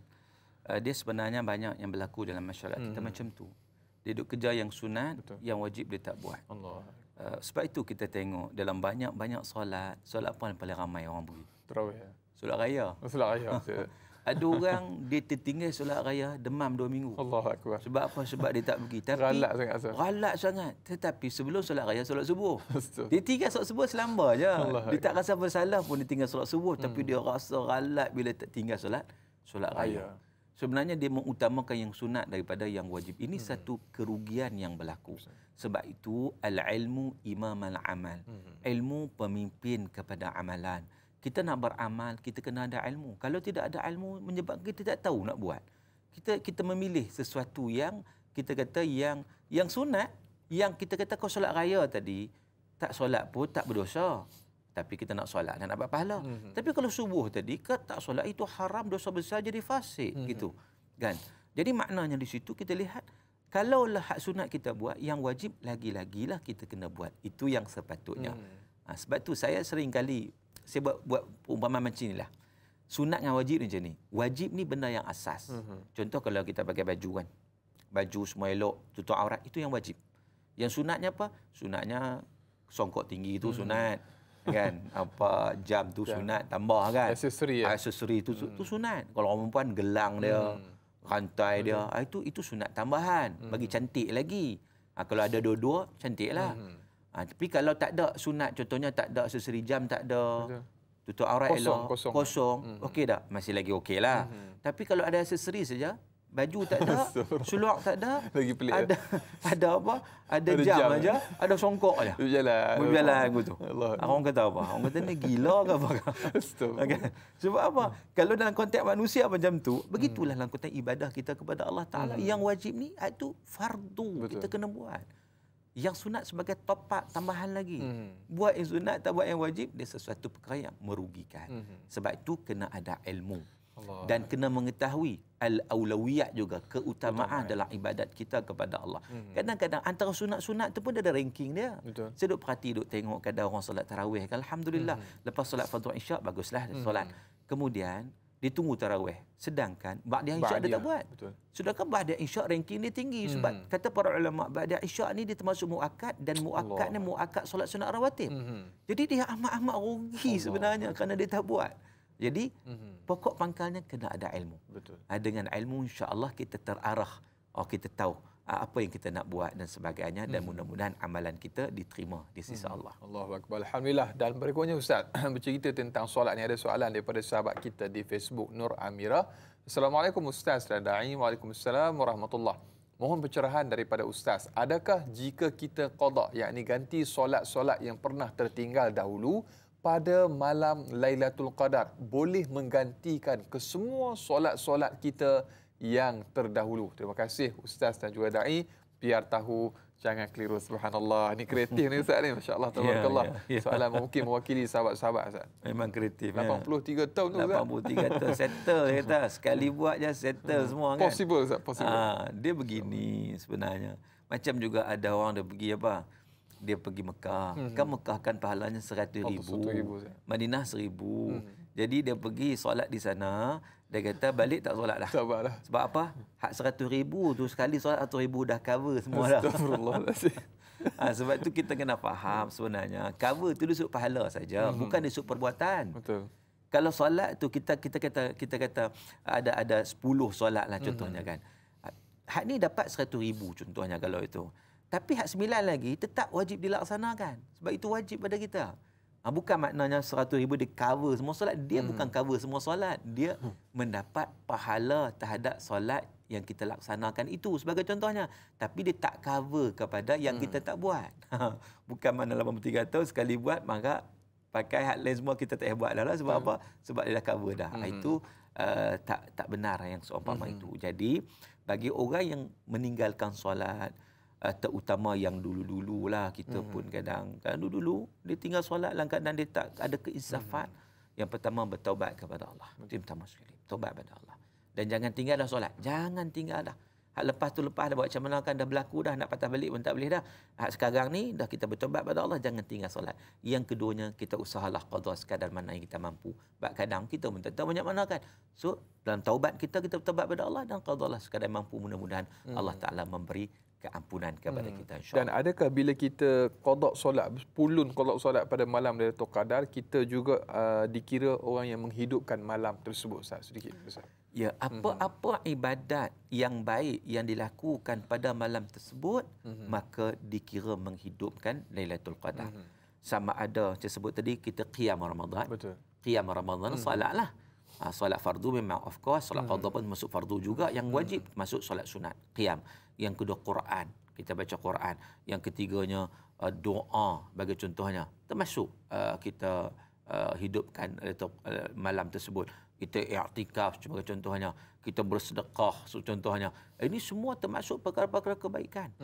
Perkara-perkara yang mendatangkan kita kata keredaan Allah Subhanahu Wa Taala bila dilakukan dengan keikhlasan, maka insya-Allah ianya akan mendapat pahala. Allahu akbar. Alhamdulillah, mudah-mudahan terjawab persoalan sahabat kita yang bertanya. Dan berikutnya Ustaz, juga di Facebook sahabat kita Intan Zurina Abdul Razak bertanya. Assalamualaikum Ustaz dan Da'i. Waalaikumsalam warahmatullahi. Jika kita lihat fenomena di YouTube, ada pelbagai video dari luar negara di mana ramai yang merakam suasana pagi pada 27 Ramadan untuk mengiyakan teori malam Lailatul Qadar berlaku pada malam tersebut. Seolah-olah tanda-tanda malam seribu rahmat itu perlu dibuktikan untuk dipercayai. Mohon pandangan daripada Ustaz. Terima kasih. Baik. Dalam hal ini kita kena mencontohi sunnah Rasulullah sallallahu alaihi wasallam. Memang ada pandangan kata malam 27. Kalau ikut teori Imam Ghazali dilihat kepada pandangan-pandangan ulama, teorinya melihat kepada hari apa yang kita puasa. Macam hari itu kita puasa hari Selasa kan. Dikatakan malam 27. Dalam Imam Syafi'i dia berpandangan malam ganjil 21, 23. Dan sebenarnya pandangan-pandangan itu nak menggalakkan kita berusaha bersungguh-sungguh. Bukan sebagai tanda malam itu mesti berlaku, tidak. Sebab itu yang rajihnya kita lihat apa yang Nabi SAW tunjukkan pada kita. Sampai 10 takhir Ramadan, Nabi hidupkan ke 10-10-nya. Nak menunjukkan kepada apa? Nabi luar biasa. Bukan malam lain yang Nabi tak hidupkan, tetap hidupkan, tapi luar biasa dari sudut menghidupkan malam-malam tersebut. Jadi di situ kalau orang yang nak berteori dan sebagainya, oh malam ni saja, malam tu saja, akhirnya dia hanya macam saya sebut tadi, dia hanya fokus malam tu saja. Hangat-hangat tai ayam. Lepas tu huri. Maknanya tak ada lah, ditinggal semua. Maka benda ini merugikan dan kita duk sibuk benda yang melibatkan tanda, kita lupa perkara yang menjadi kewajipan pada kita untuk kita laksanakan. Kita lupa nak cari pahala. Kita hanya cari tanda aja, tak cari pahala macam tajuk kita kan. Duk cari tanda aja. Masing-masing duk berteori, cari tanda. Pahala tak ada pun. Duk bergaduh lah. Ni 23, ni 27. Duk bergaduh tarikh aja. Tapi tak buat apa-apa pun. Betul. Jadi rugi saja. Sebab itu tak kisahlah hari apa pun, tak kisahlah macam mana pun, ada tanda ke tak tanda, ada tanda alhamdulillah, tak ada tanda pun alhamdulillah. Maknanya kita kalau kita hidupkan 10 hari terakhir dengan baik, kita akan dapat lailatul qadar. Insya-Allah. Allahu akbar. Cuba kita bayangkan para penonton, sepanjang 20 tahun, 30 tahun Ustaz kita hidup dan kita dikurniakan Lailatul Qadar, subhanallah. Apatah lagi setiap tahun kita diberikan, subhanallah. Tengok bagaimana ganjaran yang diberikan oleh Allah Subhanahu Wa Taala. Tapi sedih kalau dah lama hidup tak pernah rasa walau sekali pun Lailatul Qadar. Inilah satu perkara yang cukup malang kepada kita kerana kita melepaskan malam tersebut. Dan berikutnya Ustaz, kita raikan sahabat Facebook kita yang bertanya, Izara, Assalamualaikum Ustaz dan Da'i, Waalaikumsalam warahmatullahi. Apakah sebagai seorang anak perlu memohon maaf kepada ibu bapanya agar diampunkan segala dosanya supaya segala amalan 10 malam akhir Ramadan dalam keredaan Allah Subhanahu Wa Taala semata-mata, bukannya hanya mencari tanda semata-mata. Ini kerana redha Allah terletak kepada redha ibu bapa dan murka Allah terletak kepada murkanya ibu bapa. Mohon pandangan Ustaz. Terima kasih. Kadang ada orang bertanya sebagaimana soalan yang diajukan, dia jaga hubungan dengan Allah, tapi dengan manusia ataupun ibu bapa dia buat lebih kurang, Ustaz. Baik, terima kasih kepada persoalan yang dikemukakan. Memang ini satu isu penting. Sebab ada orang dia nak minta maaf ke mak ayah dia tunggu raya je. Allahu akbar. Yang raya dia minta maaf, tak raya dia tak minta maaf. Kosong-kosong. Kosong-kosong kan. Sedangkan banyak dosa yang dilakukan terhadap ibu bapanya. Dan kalau kita tengoklah hadis Nabi SAW, Nabi menyatakan, Nabi mengaminkan doa Jibril alaihissalam, amat malang, amat rugi orang yang berkesempatan hidup dengan ibu bapanya tetapi tidak boleh masuk syurga. Sebab tak boleh masuk syurga? Sebab dia tak berbakti kepada ibu bapanya. Sebab itu kita kena ingat, hubungan dengan Allah kita kena jaga. Hubungan dengan manusia juga kita kena jaga, bahkan dengan ibu bapa kita. Wala taqul lahum uffin wala tanharhuma wa qul lahum qawlan karima. Jangan kata pun pada mereka. Kena berbuat baik kepada mereka. Hari ini kadang-kadang kita tengok orang tak ambil berat soal seumpama ni. Dia rasa dia ahli syurga dah. Sedangkan macam yang disebut tadi, redha Allah fi ridhal walidain wa sakhatullah fi sakhatil walidain. Redha Allah terletak juga pada redha ibu bapa dan kemurkaan Allah terletak pada kemurkaan ibu bapa.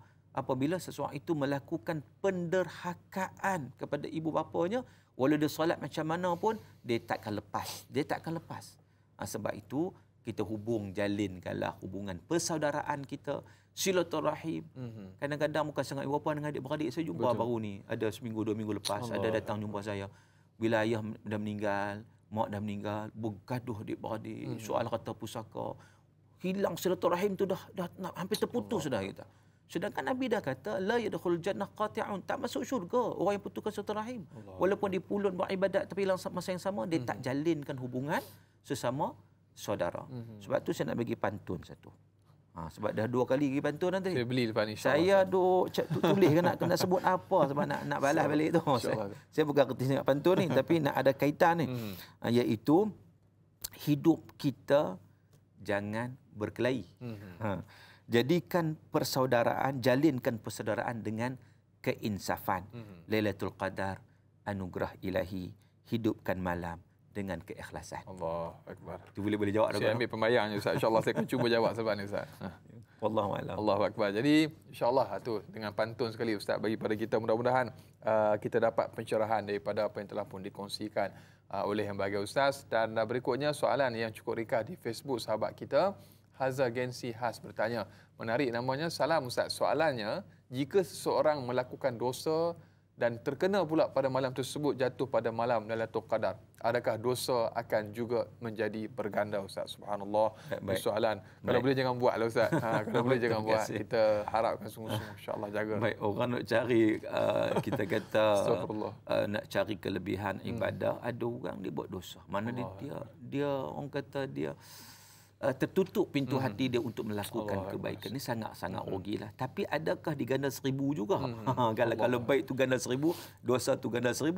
Dia sebenarnya pertama tidak ada nas dari sudut ganda 1000 itu, 1000 bulan itu bagi dosa. Namun begitu para ulama menyatakan waktu-waktu yang dimuliakan oleh Allah Subhanahu Wa Taala, buat dosa pada waktu itu dosanya lebih besar daripada waktu-waktu yang lain. Sebab apa? Waktu itu waktu kemuliaan. Macam tanah haram lah. Macam tanah haram sama. Jadi tempat-tempat ini dimuliakan oleh Allah, waktu-waktu dimuliakan oleh Allah, itu dapat ganda yang banyak kalau buat baik. Tapi kalau buat dosa, awas. Dia punya apa? Kejahatan dia ataupun dosa dia lebih besar, lebih banyak. Maka dengan sebab tu wal'ayazubillah, kita mohon perlindungan Allah Subhanahu Wa Taala daripada kita terjebak dalam melakukan perkara dosa. Sebab dalam orang duk lumba-lumba melakukan kebaikan, tiba-tiba kita ada orang yang dia tak heran pun benda tu, seolah dia tak peduli pun, dia tak yakin, datang daripada ketidakyakinan dan tidak keimanan menyebabkan dia terus berguluman dengan dosa wal'ayazubillah. Allahu Akbar. Dan Ustaz, bercerita tentang misi mencari 10 malam terakhir Lailatul Qadar ni Ustaz. Ada wanita uzur yang berhajat juga untuk mendapatkan malam Lailatul Qadar. Ini juga soalan yang biasa kita dengar. Cuma untuk lebih jelas, mungkin ada amalan-amalan khusus yang boleh diamalkan oleh wanita-wanita yang tidak boleh solat dan sebagainya, yang uzur, untuk mereka juga mendapatkan Lailatul Qadar pada malam tersebut. Sedikit Ustaz. Baik, kalau kita tengok pandangan ataupun hikmah dalam kitab Hikam Ibnu Athaillah As-Sakandari, dia kata tanawwa'at ajnasul a'mal li tanawwu'i waridatil ahwal. Amalan, jenis-jenis amalan soleh ni ada macam-macam, tanawwa'at, ada macam-macam. Kerana apa? Li tanawwu'i waridatil ahwal, kerana keadaan manusia itu ada pelbagai, ada macam-macam. Wanita yang uzur, dia tak nak solat, nak solat tarawih tak boleh. Betul. Dia teringin sangat nak solat tarawih, tetapi nak solat tarawih tak boleh sebab dia uzur. Betul. Dia meninggalkan solat tarawih kerana Allah. Dia dapat pahala. Allah. Kena ingat orang perempuan. Jangan rasa sedih, sedih aku tak ada tarawih. Aku tiap tahun 10 terakhir uzur. 10 terakhir uzur. Mana nak dapat Lailatul Qadar? Timing dia timing macam tu. Macam nak dapat? Dapat. Orang perempuan tak puasa. Bukan dia tak nak puasa. Dia nak puasa. Tetapi bila nak puasa tak boleh, dia tak uzur. Maka dia tinggalkan puasa kerana Allah. Dia dapat pahala. Tapi janganlah dia duduk tunggu bila atau nak datang uzur, malas nak puasa. Itu tak boleh lah. Niat tak betul. Niat tak betul tu tak boleh lah. Jadi makna dia nak buat. Dia nak baca Quran. Oh, tak boleh. Dia meninggalkan itu kerana Allah, bukan tak nak baca. Kalau dia tak uzur, dia akan baca. Tapi oleh kerana dia uzur, dia tak baca. Kerana dia uzur, dia tinggalkan kerana Allah. Maka dia dapat pahala. Dan selain pada itu, banyak amalan lain yang boleh buat. Antaranya Nabi ajar kepada Aisyah pada doa. Doa ni tak perlu uzur, tak uzur kan, tak ada masalah. Allahumma innaka afuun tuhibbul afwa fa'fu anni. Itu doa yang sahih yang diajarkan oleh Nabi SAW kepada Sayyidatina Aisyah radhiyallahu anha. Jadi kita boleh amalkan doa, kita boleh berzikir, boleh bangun malam juga boleh bangun dan seumpamanya.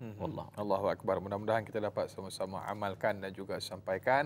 Walaupun kita uzur, tak dapat nak beramal ibadah pada malam tersebut, ada amalan telah pun dikongsikan oleh yang bagi Ustaz, khususnya kepada para wanita. Dan Ustaz, banyak lagi yang akan kita kongsikan, tapi kita nak tamat di TV3 untuk siaran pada hari ini, dan kita nak sambung 30 minit lanjutan di TV9 untuk topik kita. Jadi jangan ke mana-mana, teruskan menonton Tanyalah Ustaz, biar tahu jangan keliru.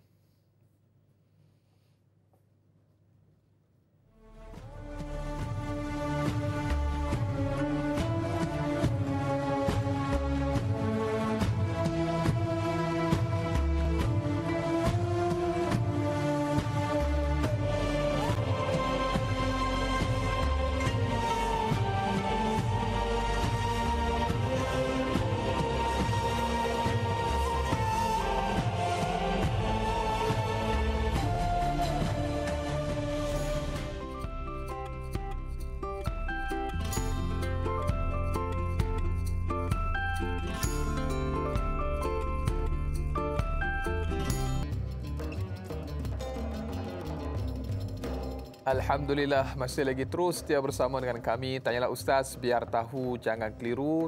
Istimewa Ramadan kami bawakan kepada anda bersempena dengan 10 malam terakhir.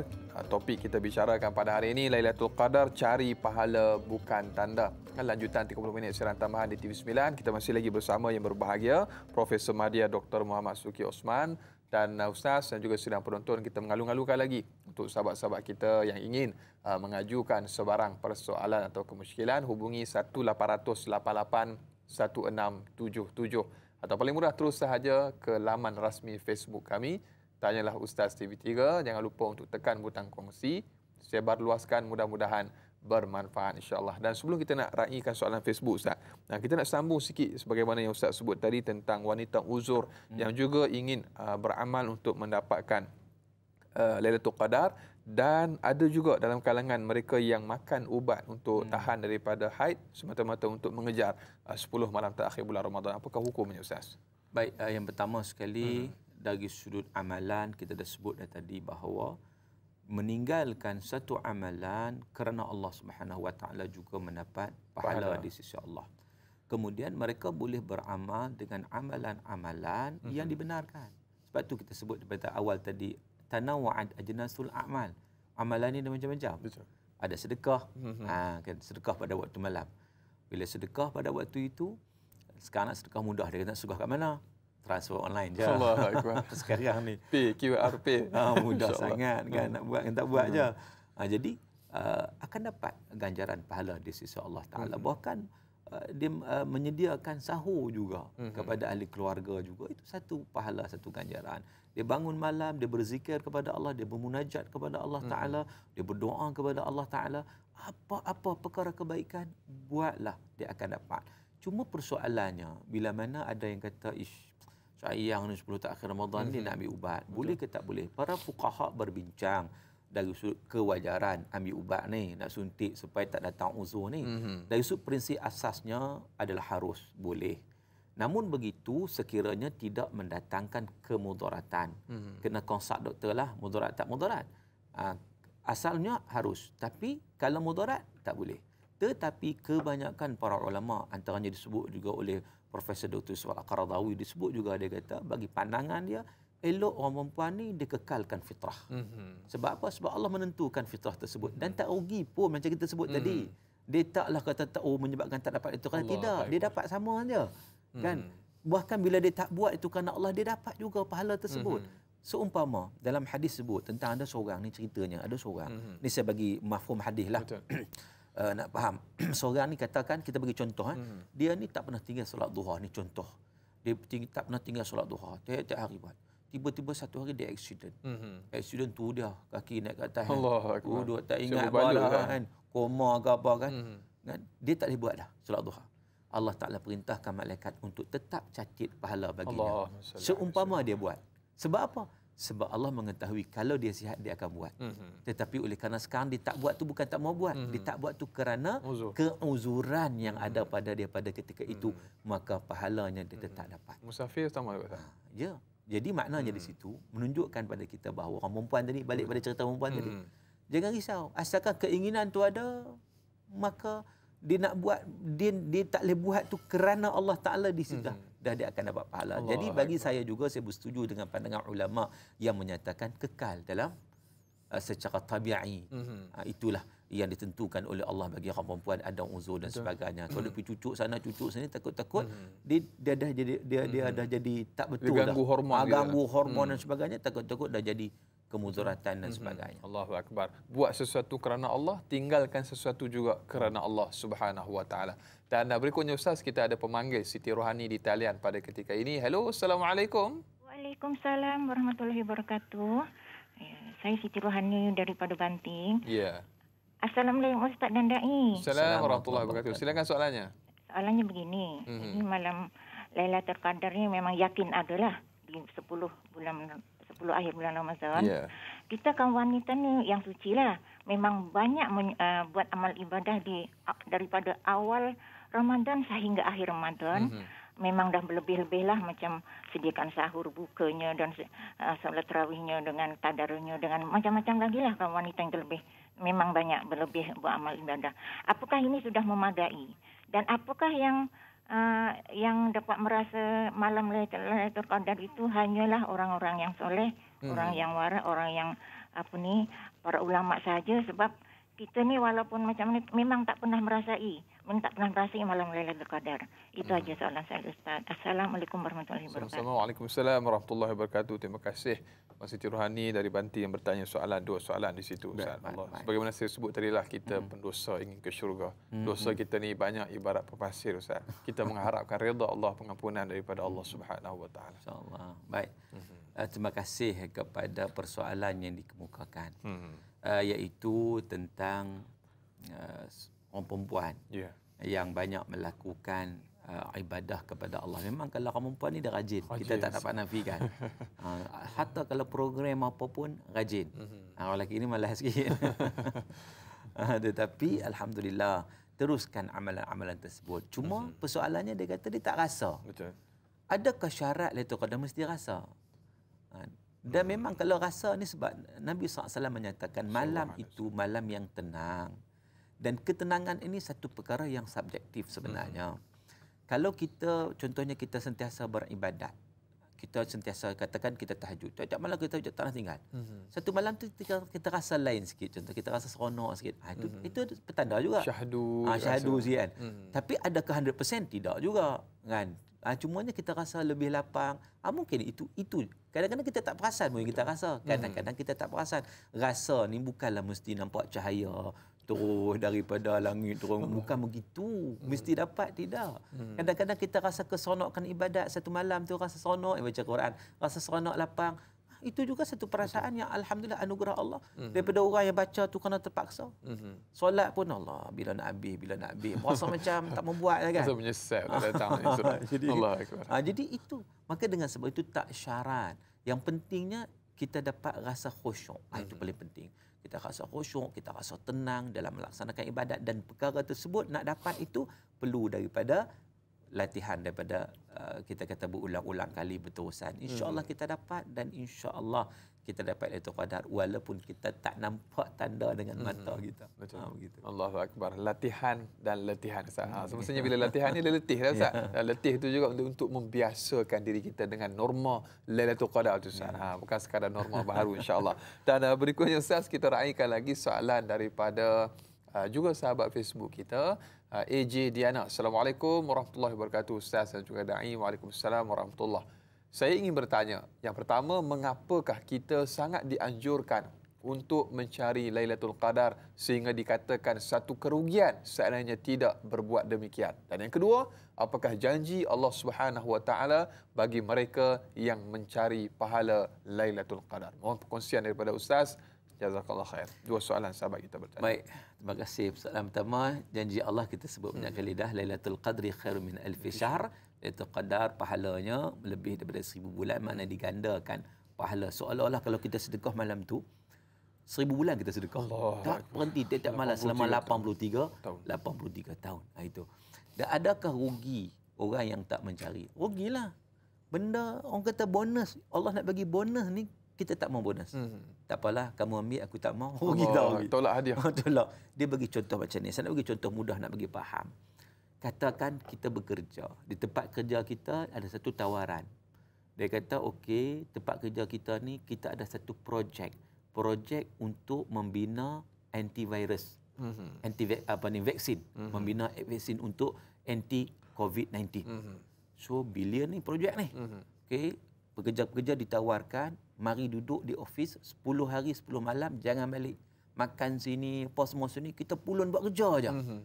Last kali, habis lepas 10 ni, insyaAllah projek kita siap. Lepas 10 hari ni, setiap orang akan dapat bonus 10 tahun gaji. Allahumma salli ala sayyidina. 10 tahun gaji. Bukan 80 tahun nak, 10 tahun.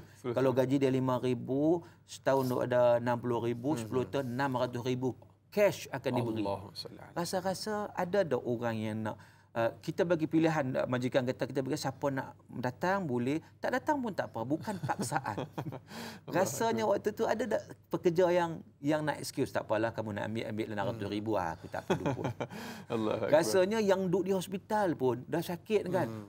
Masuk air tu minta ambulans hantar pergi pergi pejabat. Sebab apa? Aku pun layak dapat, aku pun nak buat juga. Masing-masing akan nak dapatkan. Itu sebagai contoh. Betul. Nak faham.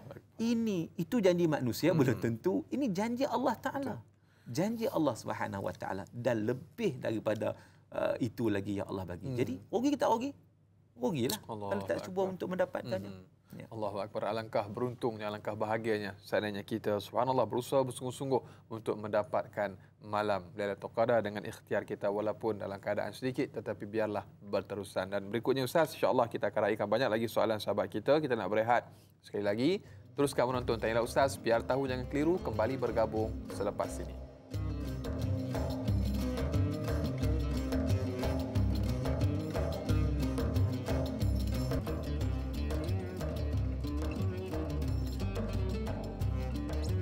Alhamdulillah, sehingga ke hujung rancangan masih lagi terus setia bersama dengan kami. Tanyalah Ustaz, biar tahu jangan keliru, istimewa Ramadan kami bawakan kepada anda. Yang berbahagia Profesor Madya Dr. Muhammad Suki Osman. Kita berbicara topik Lailatul Qadar, cari pahala bukan tanda.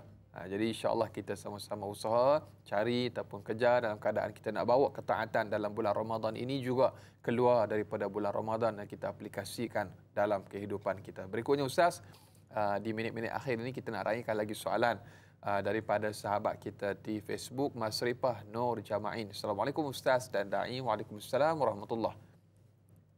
Soalannya Ustaz, adakah semua niat dan amal kebaikan dikira sebagai menghidupkan malam Lailatul Qadar? Contohnya, para petugas yang berjaga malam kerana menjaga keamanan, petugas yang menjaga orang sakit dan sebagainya. Mohon pencerahan Ustaz. Terima kasih.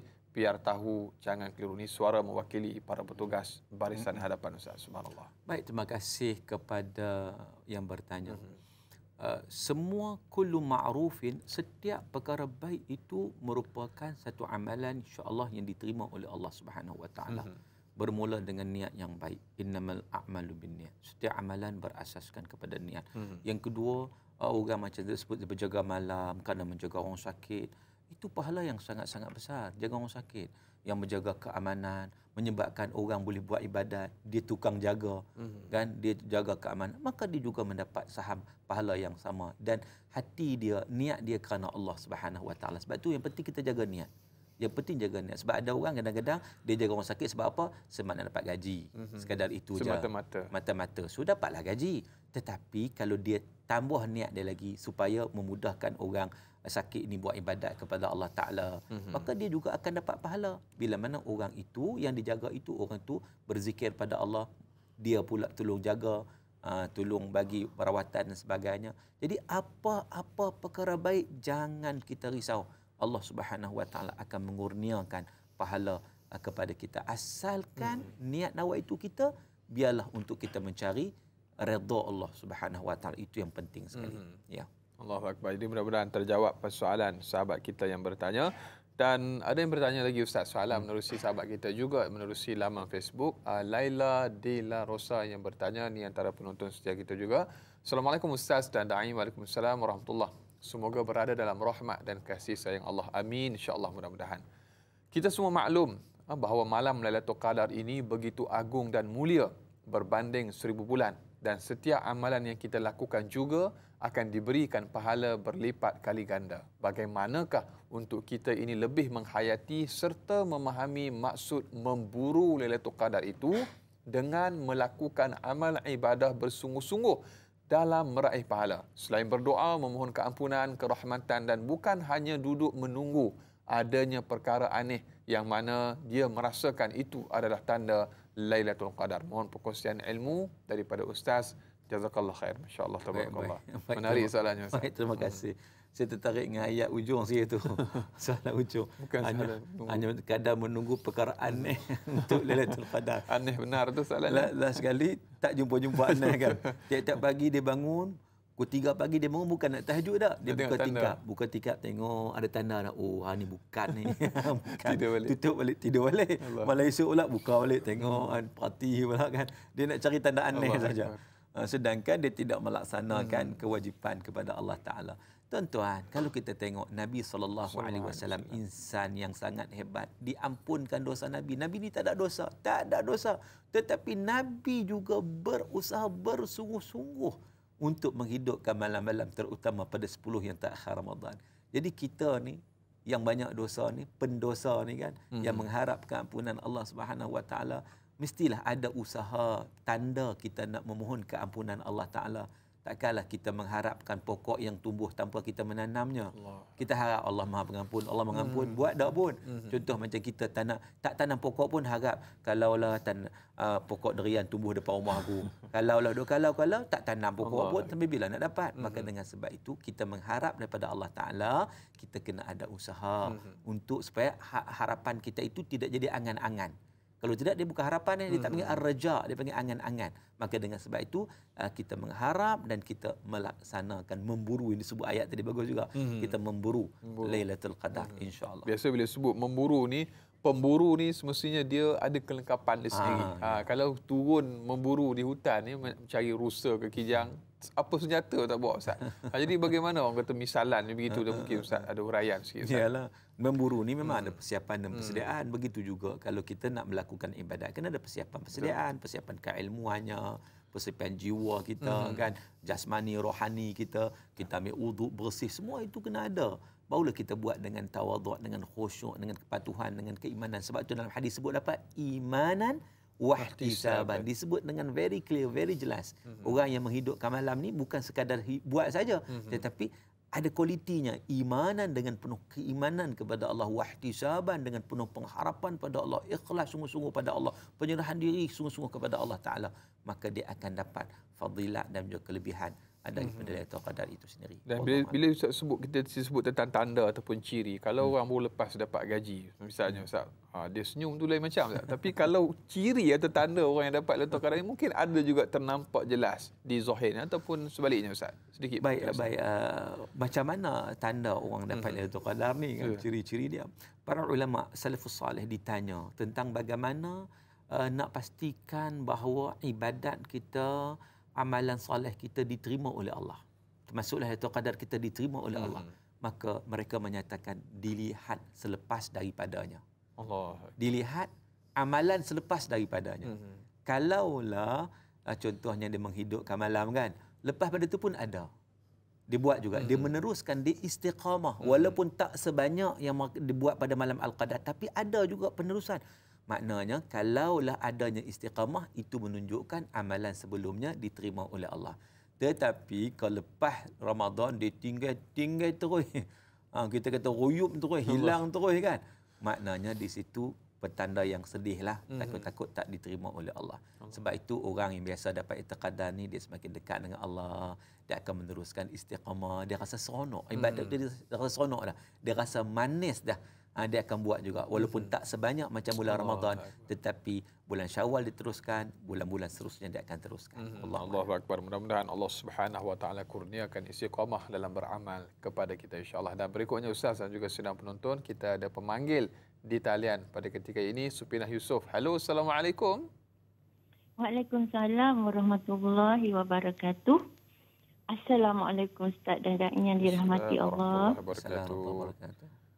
Ustaz, kan orang perempuan ni kebanyakan walaupun ahli ibadat katanya banyak dalam neraka adalah wanita Ustaz kan.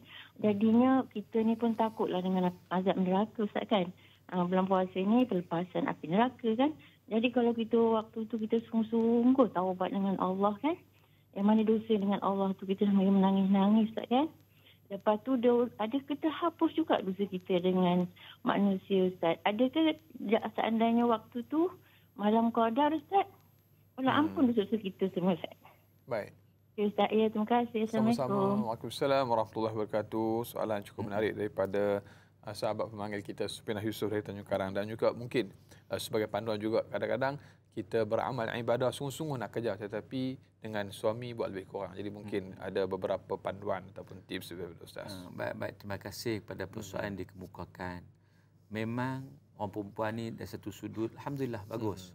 Dia buat ibadat pada Allah rajin. Tapi dalam masa yang sama, kena bagus juga hubungan sama manusia. Kadang-kadang mulut tu kena jaga. Kan? Sebab tu kadang-kadang orang kata, pepatah kata orang lelaki ni payah jaga mata. Perempuan payah jaga mulut. Allah Akbar. Kan? Lidah yang tak bertulang tu kadang-kadang mengeluarkan perkataan-perkataan yang tak sepatutnya. Kan hubungan suami isteri kan menengking. Kadang dia pula memang di tempat kerja dia bos, balik rumah bos juga. Dia terbawa-bawa sifat bos. Jadi ini masalah sebenarnya. Sebab itu kalau dalam konteks bertaubat pada Allah Ta'ala, kalau kita melakukan kesalahan kepada Allah, ada 3 syarat taubat.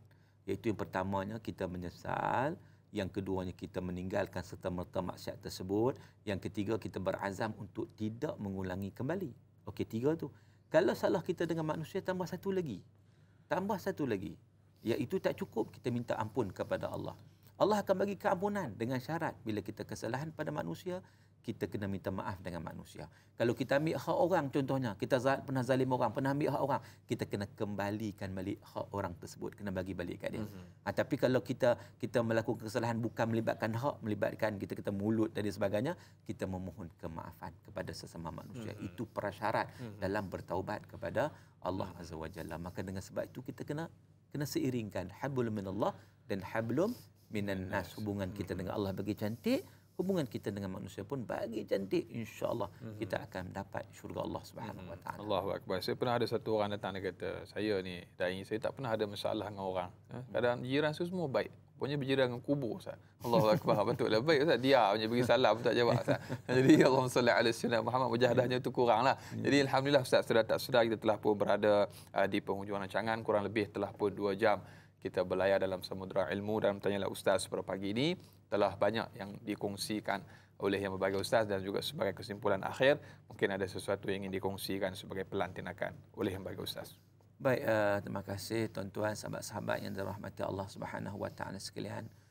Peluang tak datang selalu, dan kita pun tak tahu apakah Ramadan ini Ramadan yang terakhir ataupun bagaimana buat kita. Walaupun kita mengharapkan kita akan jumpa lagi, tapi kita tak tahu. Maka peluang yang ada di depan mata kita ini jangan kita sia-siakan. Sama-samalah kita menghidupkan malam-malam Ramadan dengan terbaik, insya-Allah. Mudah-mudahan kita semua dianugerah Lailatul Qadar, insya-Allah. Amin, insya-Allah. Mudah-mudahan. Dan terakhir minta Ustaz tutup dengan sedikit doa, mudah-mudahan Allah Taala berkati kita. A'udzubillahi minasyaitonirrajim. Bismillahirrahmanirrahim. Amin. Alhamdulillahi rabbil alamin, wassalatu wassalamu ala asyrafil mursalin wa ala alihi wa sahbihi ajma'in. Amin, Allah. Allahumma inna nas'aluka ridhaka wal jannah wa na'udzu bika min sakhatika wan nar. Amin. Allahumma innaka 'afuwun karimun tuhibbul 'afwa fa'fu 'anna. فاعف عنا وعن والدينا وعن جميع المسلمين والمسلمات برحمتك يا أرحم الراحمين. اللهم ارزقنا ليلة القدر يا الله. اللهم ارزقنا ليلة القدر يا رحمن. اللهم ارزقنا ليلة القدر يا رحيم برحمتك يا أرحم الراحمين. ربنا عليك توكلنا وإليك أنبنا وإليك المصير. ربنا آتنا في الدنيا حسنة وفي الآخرة حسنة وقنا عذاب النار. وصلى الله على سيدنا محمد وعلى آله وصحبه وبارك وسلم والحمد لله رب العالمين. Amin, amin ya rabbal alamin. Alhamdulillah, terima kasih diucapkan jazakallah khair kepada yang berharga Profesor Madya Dr. Muhammad Suki Osman untuk perkongsian pada pagi ini. Dan esok sebagaimana biasa, Tanyalah Ustaz akan bersiaran bersama dengan moderator Da'i Hilman dan juga panel yang berbahagia Ustaz Syed Nur Hisham Tuan Padang dengan topik Ramadan Bulan Kumpul Pahala. Jadi sebagaimana biasa, jam dan juga waktu yang sama, terus menonton Tanyalah Ustaz. Saudara, terima kasih atas tontonan anda pada hari ini. Jangan mencari yang sempurna, sempurnakanlah apa yang ada. Tidak ada yang sempurna melainkan Allah Subhanahu wa taala. Sehingga berjumpa lagi. Selamat memburu Lailatul Qadar. Assalamualaikum warahmatullahi wabarakatuh.